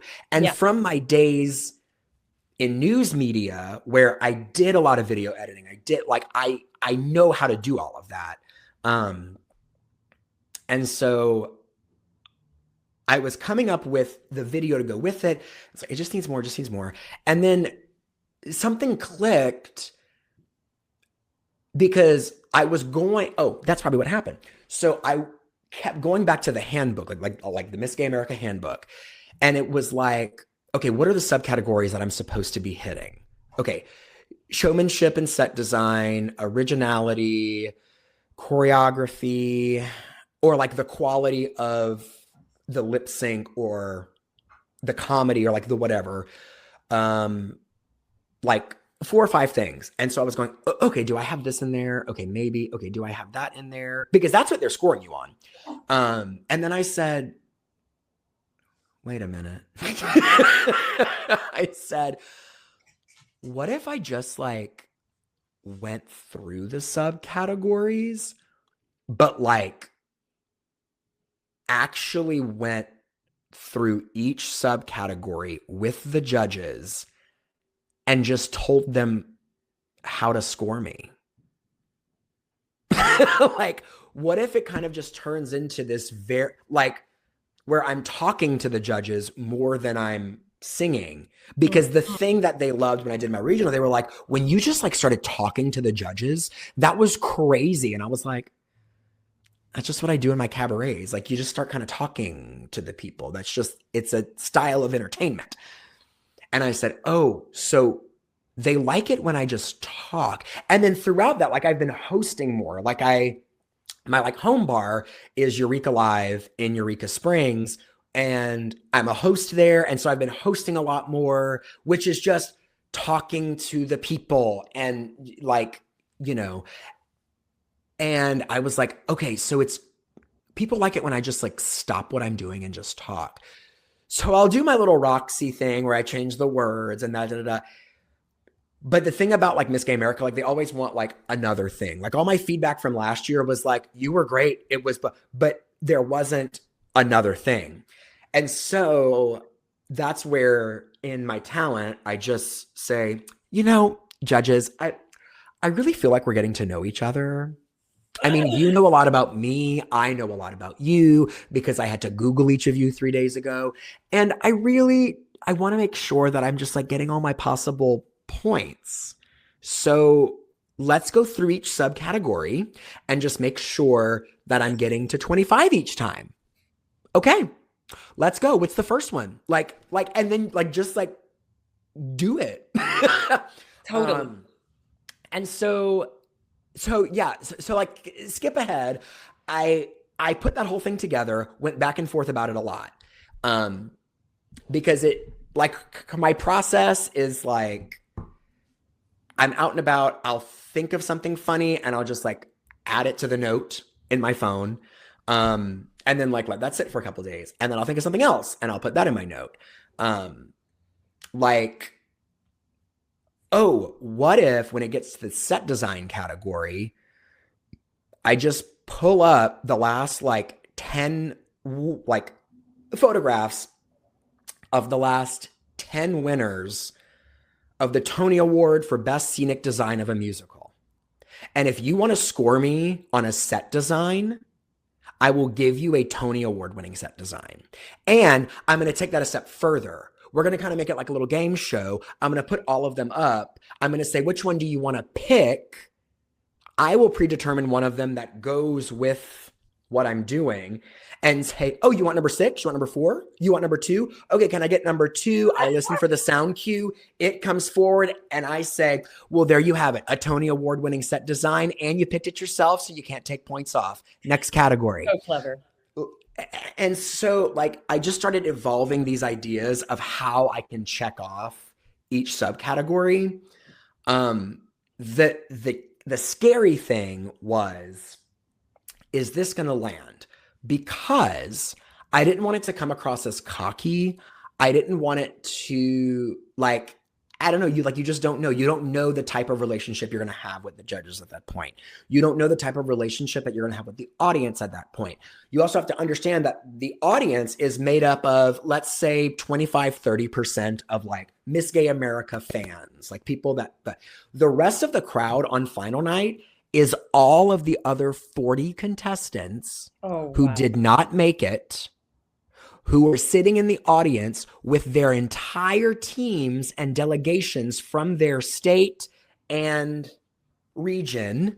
Okay. So if let's just make something up that doesn't exist. Miss Gay Idaho America, although they should have a Miss Gay Idaho America. I'm Miss Gay Idaho America. I didn't make it in the top 10. So I just go and sit down in the ticket that they give me with my promoter, my backup dancers, my parents who probably flew in to come and see me in the top 10. So being up there, you know who your audience is. And it's like, but the main audience are the 5 people that are sitting right there judging you, which is something that I also learned of. The only people that matter are those 5 people who are right there on the edge of the stage. You can perform to the crowd.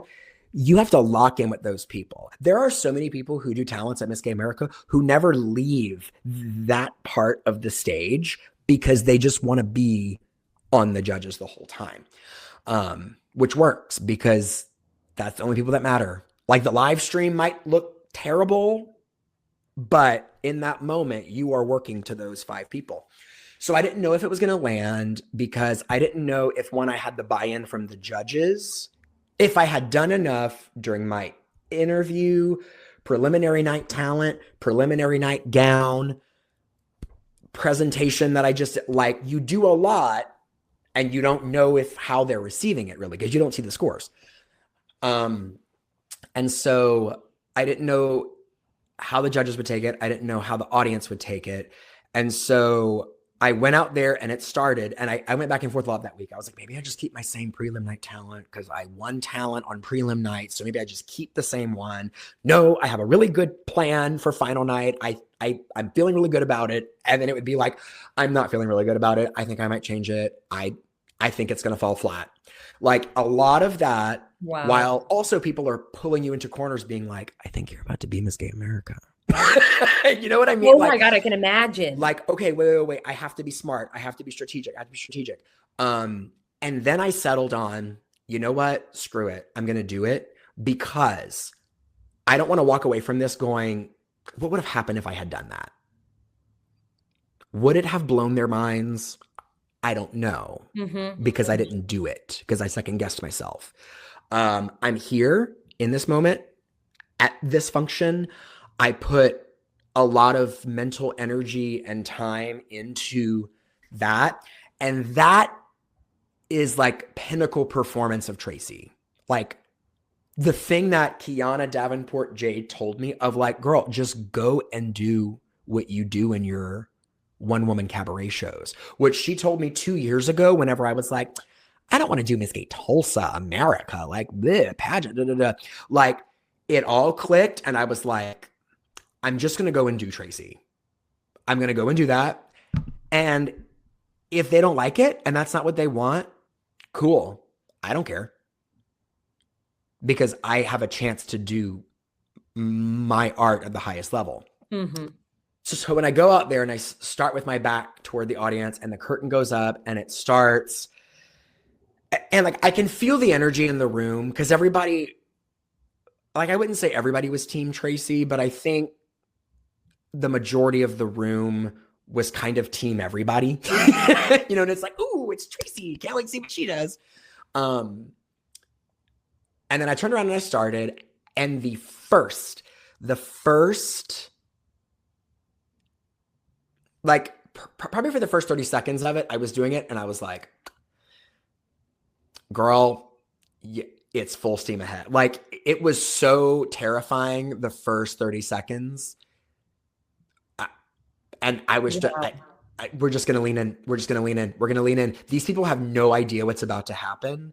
And I don't know.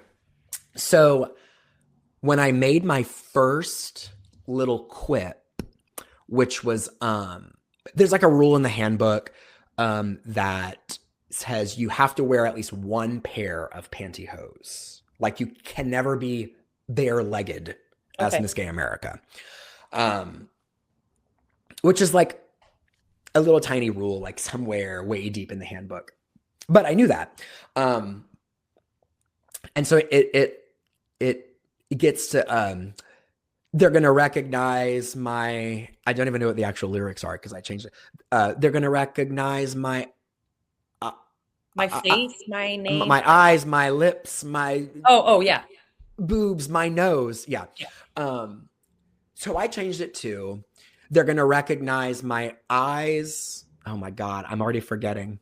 Going to recognize my eyes, my hair, my lips, fake boobs, and hose, or something like that.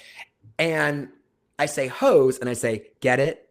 Pantyhose, because that's in the handbook. I do remember that. And there were, the front row, like right behind the judges, is usually comprised of like the owners, the current title holders, so like Miss Gay America, like blah, blah, blah.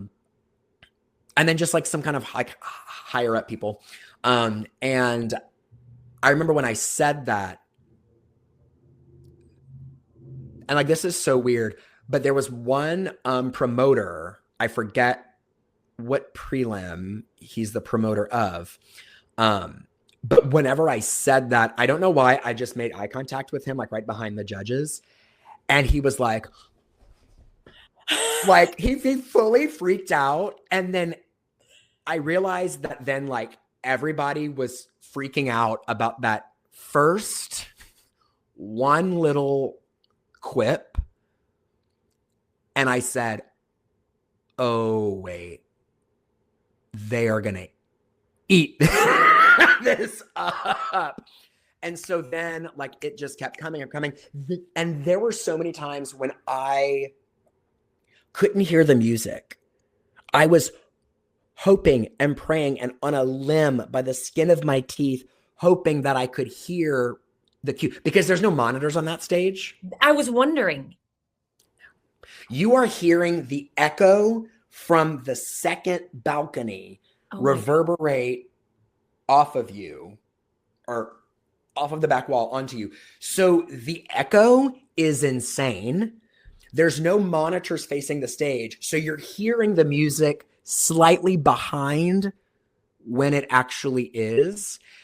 And then you have hundreds of people screaming. Wow. Screaming. That's why whenever you watch like what the live stream showed, like what people saw, I'm like, blah, blah, blah, blah, blah, blah. I'm like screaming into the mic, and like my voice is getting like really gravelly because I'm screaming into the mic, because literally no one could hear what was going on because the building was just erupting. That's incredible. From that moment through the rest of it. And I was like, I hope I can stay on track, because I knew I had all those little sound cues. So and it I was like, pre-recorded. So it was pre-recorded. It wasn't like somebody was doing the projections. It was all pre-recorded. That was so incredible. I kept wondering, I'm like, how much did you rehearse? Yeah, it's not like it was like a PowerPoint where somebody was going, and now she's doing this thing. It was a 6.5 minute video, an MP4 that I made. And I said, okay, I'm going to say this. I'm going to allow about this much time for laughter. And then we're going to do boom on that beat. And then I'm going to go into the next thing. I'm going to allow myself about this much time. Let me say it out loud a couple of times. Let me allow for an extra second or two if I do get a little behind. Like it was literally all timed to like the millisecond. And what I didn't expect was that big of a reaction from the crowd the whole time, to where I was like, oh, they're still processing and from the last thing I said, but I've got to start teeing up the next thing because that screen's about to change, which actually the only time you could see it is whenever it was the set design part, because I'm still saying stuff and then you can see behind me all the set designs pop up.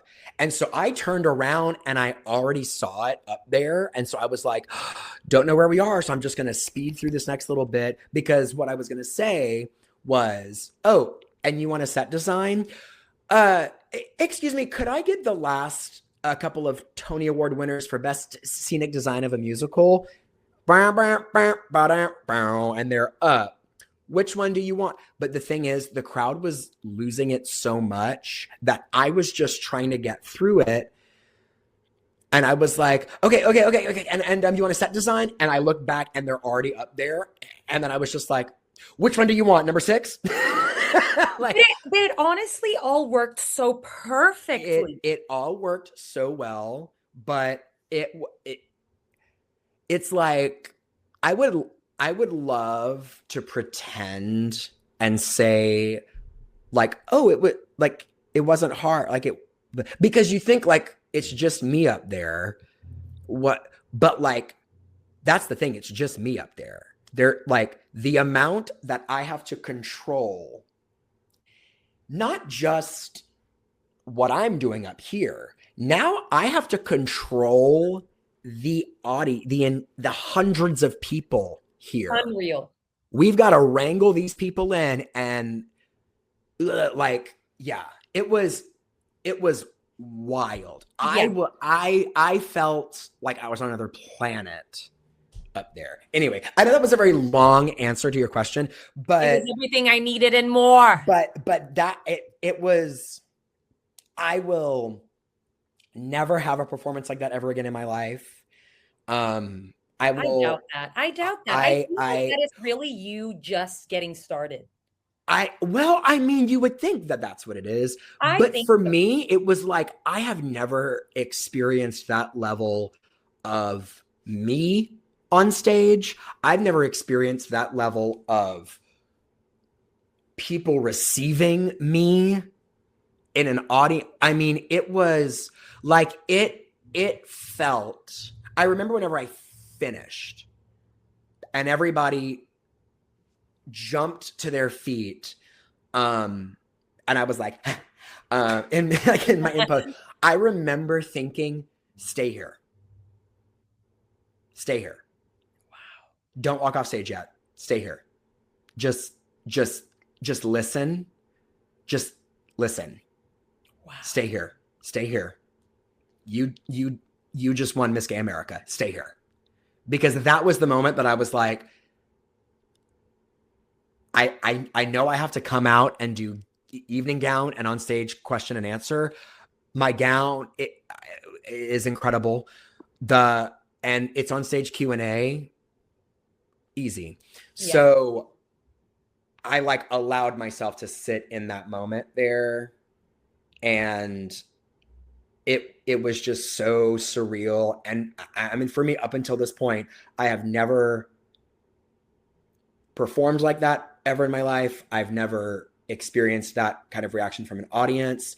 And it's like, truly, I'm going to be like 80 years old. Like whatever my career does at this point, like it seems so silly to put so much like emotion and stock and power into like 1 6-minute performance whenever you're 32 years old. But like for me, like this was my, like, I'm performing at the Tony Awards. Oh yeah. Like you know, and it's been really cool to like watch how that video kind of took off a little bit. And I got a long message from Alyssa Edwards. Yeah. She sent me a message and was like, whoa.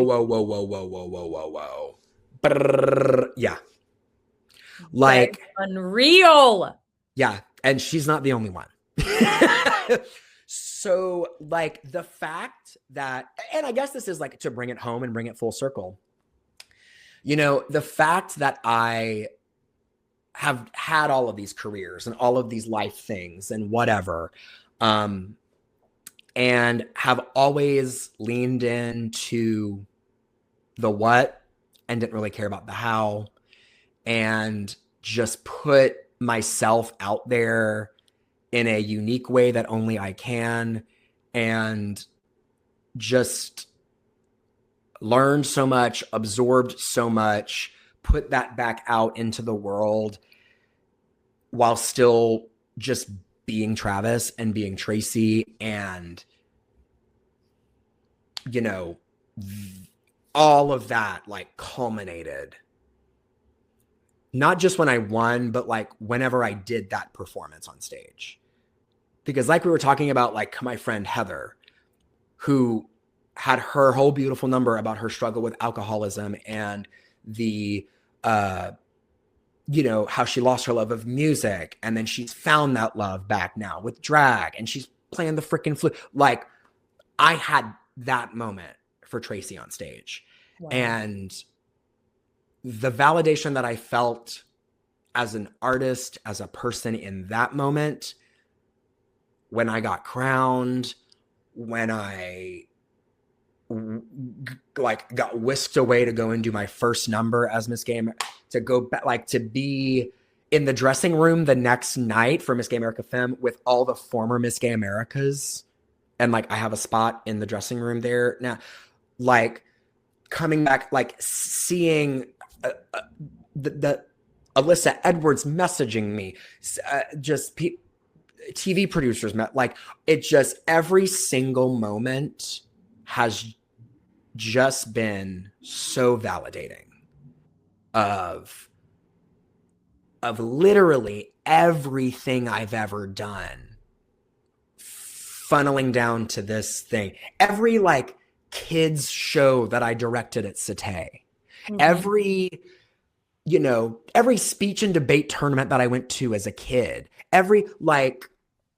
it truly feels like everything I've done, because I just always went balls to the walls with everything, has gotten me here.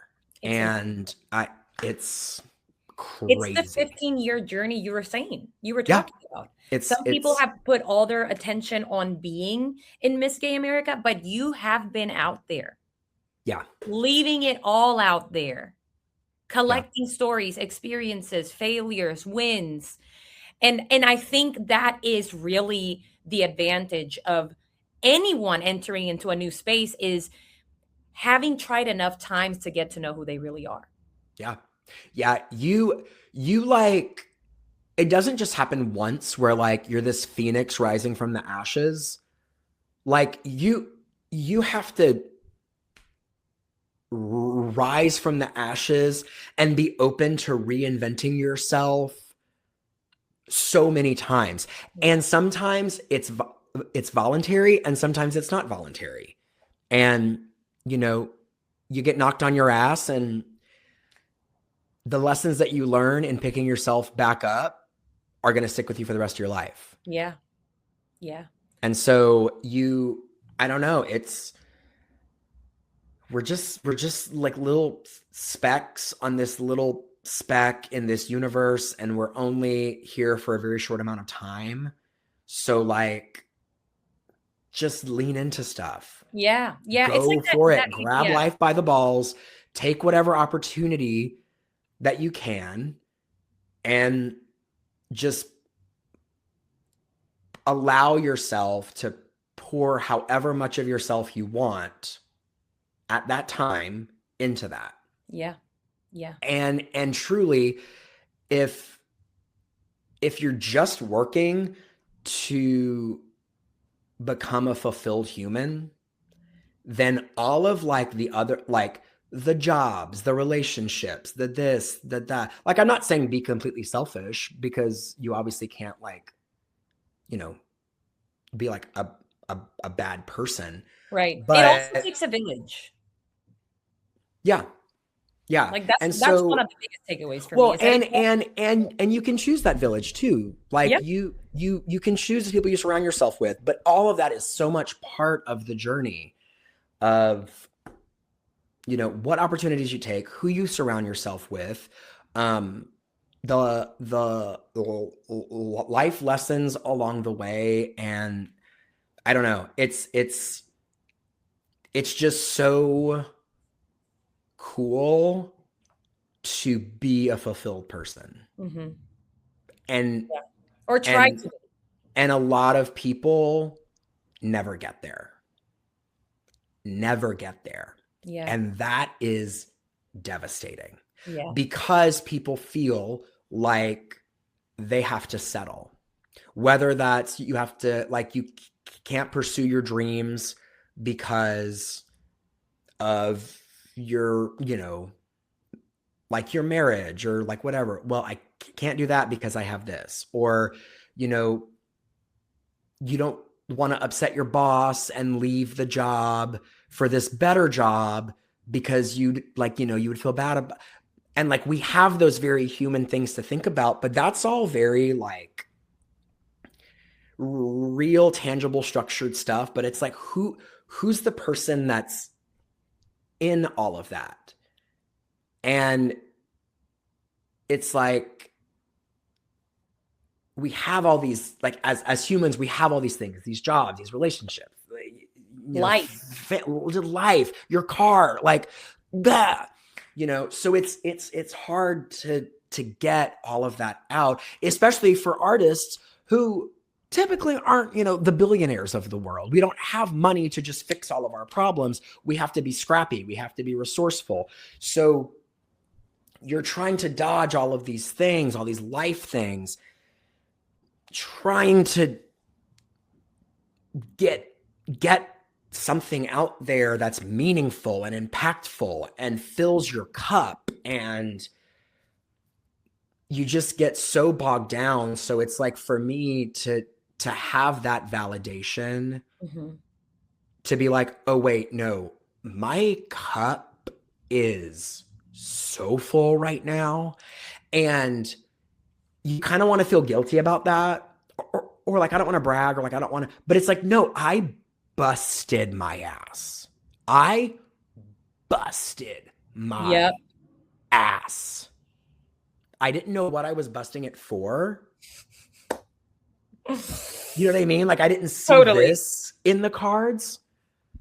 So yeah, like it's just the craziest thing that's ever happened to me. And the only thing crazier than me winning Miss Gay America is the thought of what is going to be after Miss Gay America.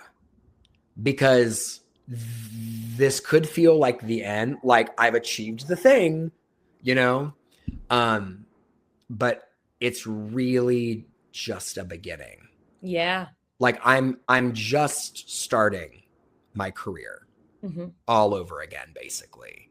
And I took everything that I've done with me on that stage, all the friends that I've had, all the friends that I've lost because of drag. Like I took all of those experiences, all of my skill sets, all of those people, like I took all of that with me.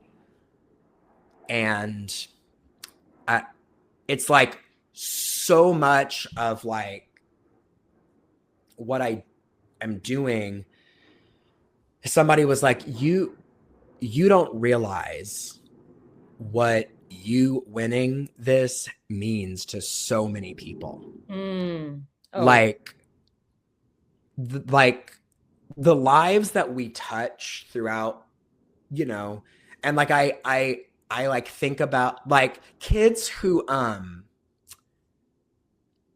were in my youth performing arts company, you know, 12 years ago. You know, they were 8 years old and now they're like, you know, like graduate, like in college and stuff, and like are like following Tracy on Instagram and stuff. And I'm just like trying to put myself in their shoes, and they're like, oh my God, like Mr. Travis. You know what I mean? Like, it's crazy to think about that, of like, I don't know. I think it's so amazing. And yes, look, it is the reminder that even people like me and a lot of our peers need. That is like, wait a minute. Yes, we're capable. Yeah. Yes, hold on. Not only that, it's the willingness to fail. Yeah. You thought it could fail, and it didn't. Yeah. We think it can fail, and it doesn't necessarily mean it will. Right. Yeah. And that is the beginning of my next segment. Let me put it. Wait, hold on, everybody. Malentía time. Fingers. Okay. So I feel like we have sipped a lot of tea. Like we've really gotten to the nitty-gritty of it. Yes. But I want to do a sort of round of quick. It doesn't matter if you have to think for a second, okay? But this is one of those where like you're on the spot and you're like, all right, let's go. Quick, rapid fire. On stage Q&A. Yes, exactly. Now that you've been trained professionally, now that you're the reigning queen, master of this art form. Right, sure. Here we go. Okay. Pageant glam or backstage chaos? Backstage chaos. Okay, a song that makes you feel unstoppable. Ooh, a song that makes me feel unstoppable. This is a really tough. Okay, wait. Question. I'm trying to think of what. Okay, this is so silly, and it is related to drag, but there is a kind of rock-ish, a rock-leaning, I will say, cover of Hot Stuff by Donna Summer that is my like whenever people are like, hey, could you just do like one number? I'm like, here's this specific version of Hot Stuff. I love this so much. And I feel the fantasy every single time. It's, I love that. I'm going to send it to you. Yes, please do. The rock leaning hot stuff. Yeah. It's like the rock cover, but it's not. It's just rock leaning and a little less disco, a little more rock. I will send it to you. Okay, this is another maybe tough question, but I also was thinking about it and I was like, I don't know. I feel like he already knows. So you've watched RuPaul, right? Mm-hmm. So you know when they do the Snatch Game? Yeah. Who would your Snatch Game character be? So, because I've actually had to think about this. I know Liza is overdone. Bitch, shut the fuck up. But shut the fuck up. Okay. You need to understand that that's a character that I would love to do, but I also thought it would be yours. Hands down. And several queens have done Liza. Yes. And I'm okay with that. Yes. I'm okay with that. Because I do Liza. Like, there is one drag queen that actually only books me because she's like, can you come and do Liza? Like, she literally only books me to do my Liza. And like, after I'm done performing, she like wants me to talk to the audience on the mic, like as Liza. So I'm like, even though queens have done it on Drag Race, I would never get tired of watching Liza. Never. Also, because, okay, to go on a little tangent about Liza Minnelli, she's so multidimensional. She is, Tracy. Like, the fact, like, if I had to equate Tracy to, like, it's Liza Minnelli. Like, and like, I'm a huge Liza Minnelli fan, but I wouldn't say she's always been like this legendary icon in my brain. But like, when I think of my, like watching Liza with a Z, like the whole show, I'm like, that's what I want to do. Like, that's Tracy. Which reminds me that when you did your show, which was it Tracy with a T or something? Tracy with a Y, because people kept putting it with an I, and I was like, it's Tracy with a Y. With a Y, which is funny because I had that thought for me too, because people are always like, oh, Valentina, and I'm like, no, Malentina with an M. With an M. I feel like there is a future here. It's Tracy with a Y, not Tracy with an I, because Tracy with an I goes not E. Okay. I did a whole show around that. I want to put it out in the ether that there is a show here. Mm-hmm. Where we're battling each other. The dueling Lizas. And shut up. But we can do that Tracy with a Y, Malentina with an N. We are, cabaret girls. Let's do it. But we can also do Hot Honey Rag. As the finale? I love it. I'm talking about starting from and that's good, isn't it grand?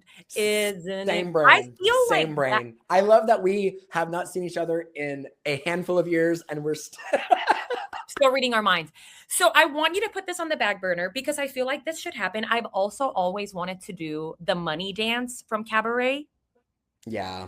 So okay, I see this in our future. I'm saying it right now. I don't know how. That's my takeaway. I don't know how. We should do a Candor and Ebb cabaret. But like you sing some of the songs in Spanish. Like you sing Funny Honey in Espanol. I'm so down. Just like leaning on a piano. Oh, you're giving me ideas. I also want to do music from Kiss of the Spider Woman. Because the choreography, which is Candor and Ebb, which is still Candor and Ebb. I know. No, I mean, actually, that was another movie. So I went to see it by myself in theaters. I have not seen it yet. Okay. I can't bring myself to see it. Look, let me give you the spiel here. Because I love that show. I've always wanted to do it. I've always told people here to do it. But it's a lot of men. And I live in Lafayette, honey. Right. If anybody understands, you understand. Right. So, it's never been logical to put it on. But I've always said, well, I can take songs from it because it's Latin. Mm-hmm. Yeah. And it's really savory, but I went to go see it by myself. And well, it looks beautiful. The performance from the men, I think, was very stunning, though. Like, Mm-hmm. they did a great job. My girl, And J-Lo was in the movie. my girl looks She fabulous. she was in the movie. She can dance. She can dance. She So was in the movie. I just want to point out to you that I went to see it by myself. I was the only one in the theater. And I was eating my popcorn like this. I need to see it. I just was like, Because I was like, once again, I wish that were streaming. me. I was gonna wait for it to come out on streaming. I'm like, yeah, you're right. I wanted to, but I really couldn't wait. I love that musical, and I just needed Fair. to see for myself because Fair. I want that role so bad. But anyway, it's gonna happen now. Well, yes, let's do a Candor and Ebb cabaret. Mm-hmm. We're gonna do I think Candor and Ebb inspired cabaret is in our future, and you heard it here first. Okay, moving on. Yeah. All right. Who is Tracy that Travis is not?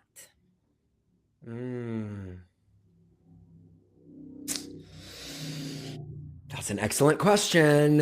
Who is Tracy that Travis is not? Well, I definitely feel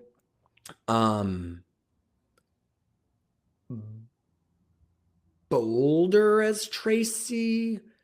Like for a while, Tracy could do and say things that Travis couldn't.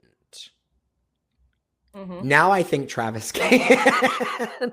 So I think I mean Tracy has helped Travis become a full human and a better human. But I think at this point, I honestly don't know if there's much difference.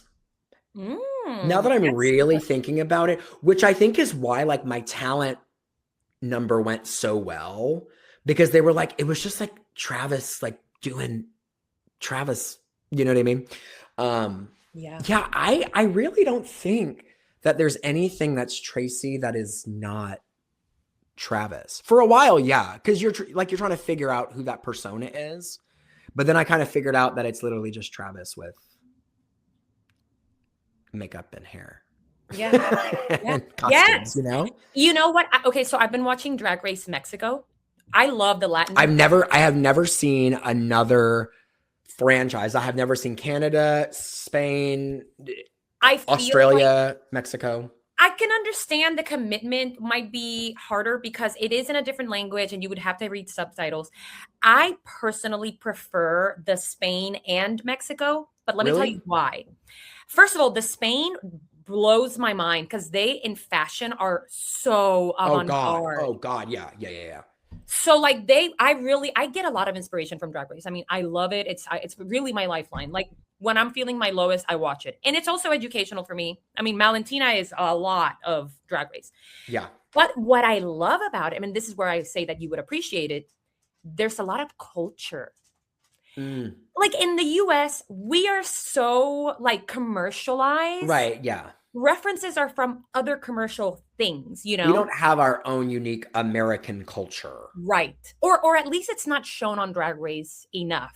Right. But in Spain, for example, they'll have these like flamenco inspired moments. Yeah. And then in Mexico, they'll have like native inspired attire, Spanish from the colonizers. Like art and culture. Like mariachi dresses. Yeah. And then in the Spain one, they would have like these bull, what is it? Not bull rider, but bull, what do you call it in English? The matador, like. Yes. They'll have that in like a drag form. It's unbelievable. It's so amazing. And I have been so influenced by just their world, like the way they make it their own. Like, I don't know, it's so multidimensional. Anyway, I don't know how I landed there, but let's move on. Yeah. Okay, we talked about who Tracy is that Travis isn't. Crown on or wig off, where are you most yourself? Ooh, probably sitting on my couch with a little edible.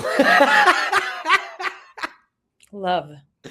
Like, yeah, just like, because again, for me, like everything is so loud and I'm always around people, and I I don't feel like I have to be somebody for people, but it's like whenever I like walk into like a Theater Tulsa thing, like I have to be somebody. Like I have to be the executive director, Travis. Whenever I walk into like the drag club here, like I have to be Tracy, and now I have to be Miss Gay America. Like, so it's like I am myself everywhere, but there's no expectation for me here at my house. I So love like that.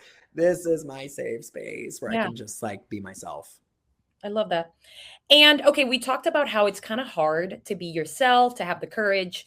It's also, I've discovered, very hard to name your dream, name Mm-hmm. it out loud. Yeah. So that's my last question in the Mal and Tea Time segment. Mhm. Name your dream. So I think for me, my like dream is to like perform residencies all over the place. Like I like a 2 weekend engagement in Provincetown, um, a 3 week engagement in Puerto Vallarta, um, a 6 month stint on a cruise ship. I want to go and do the thing that I do and what everybody has now seen. Like I want to bring that to all of that in that way. Like I don't want to be like touring a different city every couple of days. Like I want to I want residencies. I want hotels, I want cruise ships, I want theaters, I want that. Oh, Because that is where Tracy fits. Tracy Tracy doesn't need like a drag race kind of lane. I mean, I would obviously like welcome that. Duh. Who yeah. wouldn't? You know what I'm saying? Um, I would absolutely welcome that avenue for me to achieve whatever it is that I need to achieve. Um, but there are other pathways that fit Tracy better. And like I did not realize that like one of those is Miss Gay America, because like Miss Gay America is the thing that's now putting me on people's radars. And I didn't know that that was going to be the thing. Um, but if I had to say like a dream, like, and like when I say dream, like the way I interpret that is like if this happens, you are like good for the rest of your life and never have to work a day again ever in your life. Like if you achieve your dream, I see a dream as being like the thing. So like if you see me doing residencies at places, just be like, she's quitting drag next year. Because I'll be like, this is what I want to do. This is my dream. Yeah. This is what I want to do. I want to just go and perform for a long period of time in a place and then go to that somewhere else. Like I want Varla Jean Merman's career. Do you know Varla Jean Merman? No. Look her up. Varla Jean Merman is who I want to be as a drag queen. Okay. Um, Varla Jean Merman is probably the the biggest inspiration for Tracy, both like on stage, but also like career wise.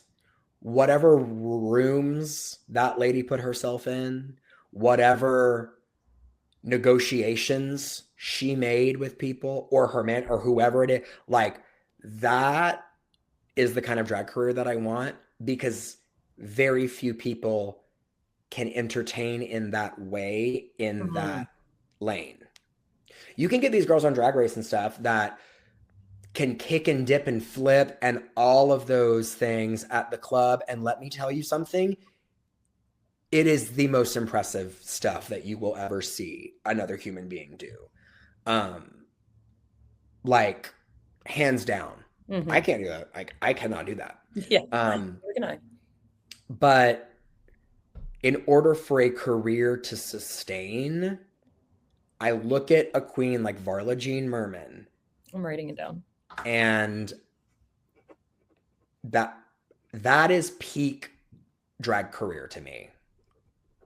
That's somebody who understands their lane so much, understands their brand so much, is unapologetically like stupid and like just so, but it works so well and sells out shows internationally because people just want to go and see Varla Jean do Varla Jean. Yeah. Because she is offering someone. Because that's who it is. Yeah. And it's so stupid and it's so funny and she's so and it is like a true testament to a lot of drag, like especially Miss Gay America. You don't have to be the best at everything. You have to be the best at what you do. And there's a big difference. You don't have to have the prettiest gown. You don't have to have the most flashy talent. You don't have to sing beautifully. You don't have, it's not about being the best. It's about being the best at what you do.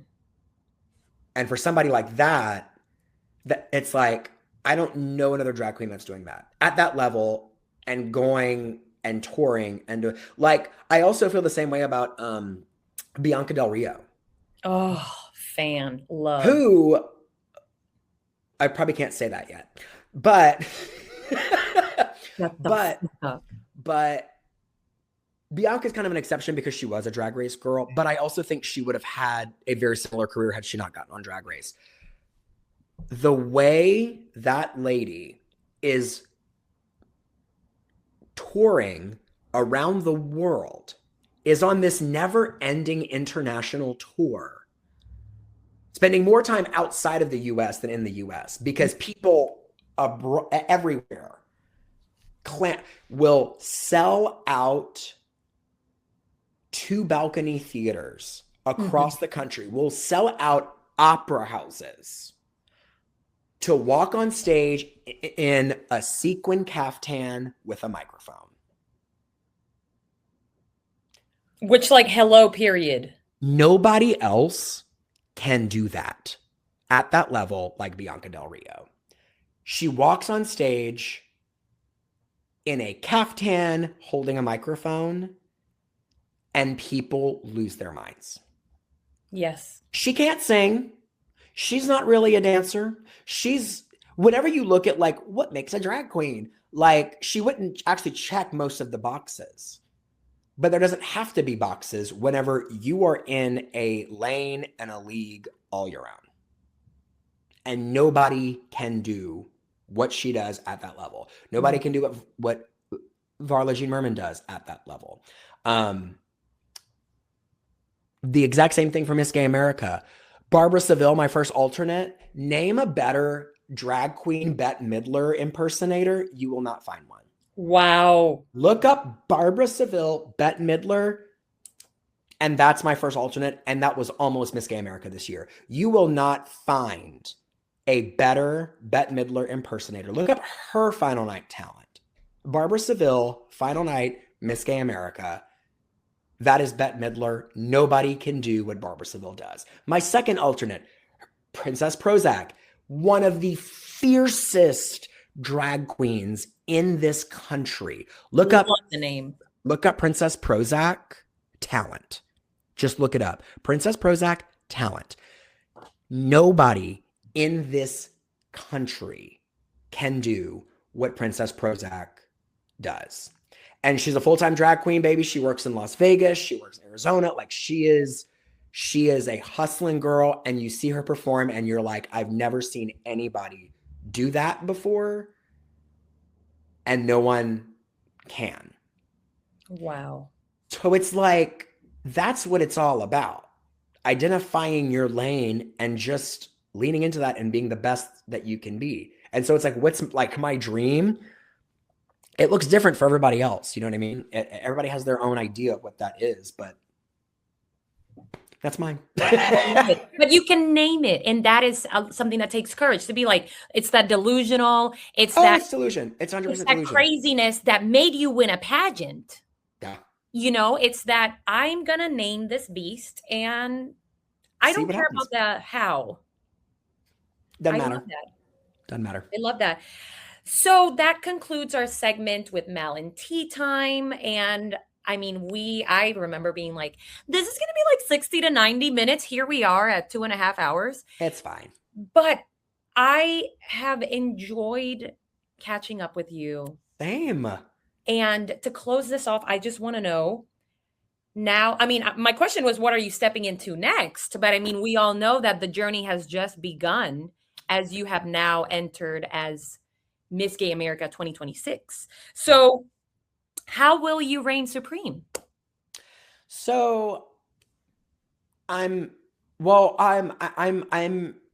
really excited to travel the country and see drag and communities and queer spaces, and like I'm really really excited to do that. um we have Miss Gay Alaska America. We have Miss, actually somebody right now is entertaining a Miss Gay Puerto Rico America. Like, Whoa. yeah, like I'm like, can we get Miss Gay Hawaii America? Anybody? Like, you know what I mean? Because Mhm. like there's drag in Hawaii. Yes. And What there's is drag in Puerto Rico. what is that like? Like I want to, and the fact that I now get to be a part of all of that, and experience queer joy, trans joy, like just to be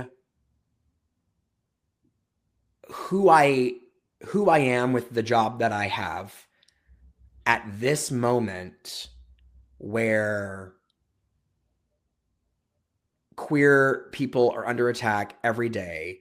Trans people are told that they should not exist. Mhm. Queer spaces are shutting down around the country. Um, Yet the thing I'm the most excited about is the joy that I will get to see along the way, Mhm. and the passion from the Tracys all over, those queens who haven't done drag very long, or like whatever, they're trying to find their own voice, they're trying to find their brand. Like I wanna I I'm so excited to go and experience the Tracys from 2 years ago, Yes. all around the country. Like, That is so good. you know what I'm saying? Like, to go and see where these people, well, one, to go and see the communities they exist in, but also to like see those seeds being planted. Like, I always think, like for me, whenever I started, and like I've had some former Miss Gay Americas judge me before on a judges panel before, and just like now them being like, I remember seeing you for the first time 2 years ago, Wow. and like now we're like equal, like, you know what I mean? It's just weird, and so I'm really excited to, I don't know, be a part of ensuring not just like that drag can exist at an excellent high quality level across the country, but that it can exist period across the country, and to celebrate that kind of queer joy, that kind of drag excellence, that to celebrate all of that with these people in their own communities is just like the gift of a lifetime. Yeah. It's like, I don't Wow. care who's going to win next year. I don't care, how many contestants I get. Like but I'm just like so grateful and excited about being a part of what all of this is for so many other entertainers, because everybody has their own story to tell. And I know I'm gonna meet the most beautiful people and have the high highs and the low lows with them, because also at the end of the day, this all still is a competition. You know what I mean? Yeah. But it's so much more personal and so much more human, especially with the country that we're living in today. And, it's like I don't know, the thing that hasn't set in yet is like the question that I probably couldn't answer is like, what does being Miss Gay America mean? And it's like, well, I kind of know what it means to me, but I don't know what that means to other people. Like, And you don't know yet. And I don't know yet. And it's like, I know how I view the former Miss Gay Americas, specifically the one who was Miss Gay America whenever I started. And I know how I revere that person and who that person is to me. So I don't know who I'm going to be to people. Yeah. I hope I can be an inspiring person to people. But on my end, I'm just excited about going and experiencing other queens and communities and just learning about people. And I don't know. And then whatever comes out of this on the other side for me is, whatever will happen. But Yeah.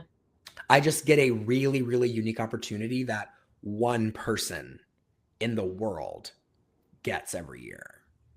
Mm-hmm. And that's to go into communities, represent queer people, represent drag, and celebrate all of that with people around the country. And then through things like social media and all that, like people around the world. I've gotten messages from people in Greece, in Australia, Wow. like who are like I'm Miss Gay America. And people around the world are like, that's Miss Gay America. I mean, So again, it's what an honor. not about the how. It's not about how it's just about the what. And the what is being Miss Gay America. So the only thing I can do is just be not the best Miss Gay America, because that doesn't exist, but be the best Miss Gay America that I can be, because that's how I won the crown, was by being the best Tracy that I can be. Not what Tracy, what other people expected Tracy to be. Not like I fully. It's just so not about being the best person. It's about being the best you. Yeah. And so I know I will be the best Miss Gay America that Travis, Tracy can put out there. And like, that is enough. Yeah. Yeah. And, that's what it is. That is it. That is the Malentía time. That is Mucha Malentía. You've become such a beacon for so many communities, because now that includes the queer community, but it includes also the drag community, and it includes the theater community, because now you have entered into a space where you're saying all of that can coexist. Yeah. And that's the journey, had to go through all of these different channels to land here. And I think that, clearly the biggest takeaway has been never think about the how, just go for it.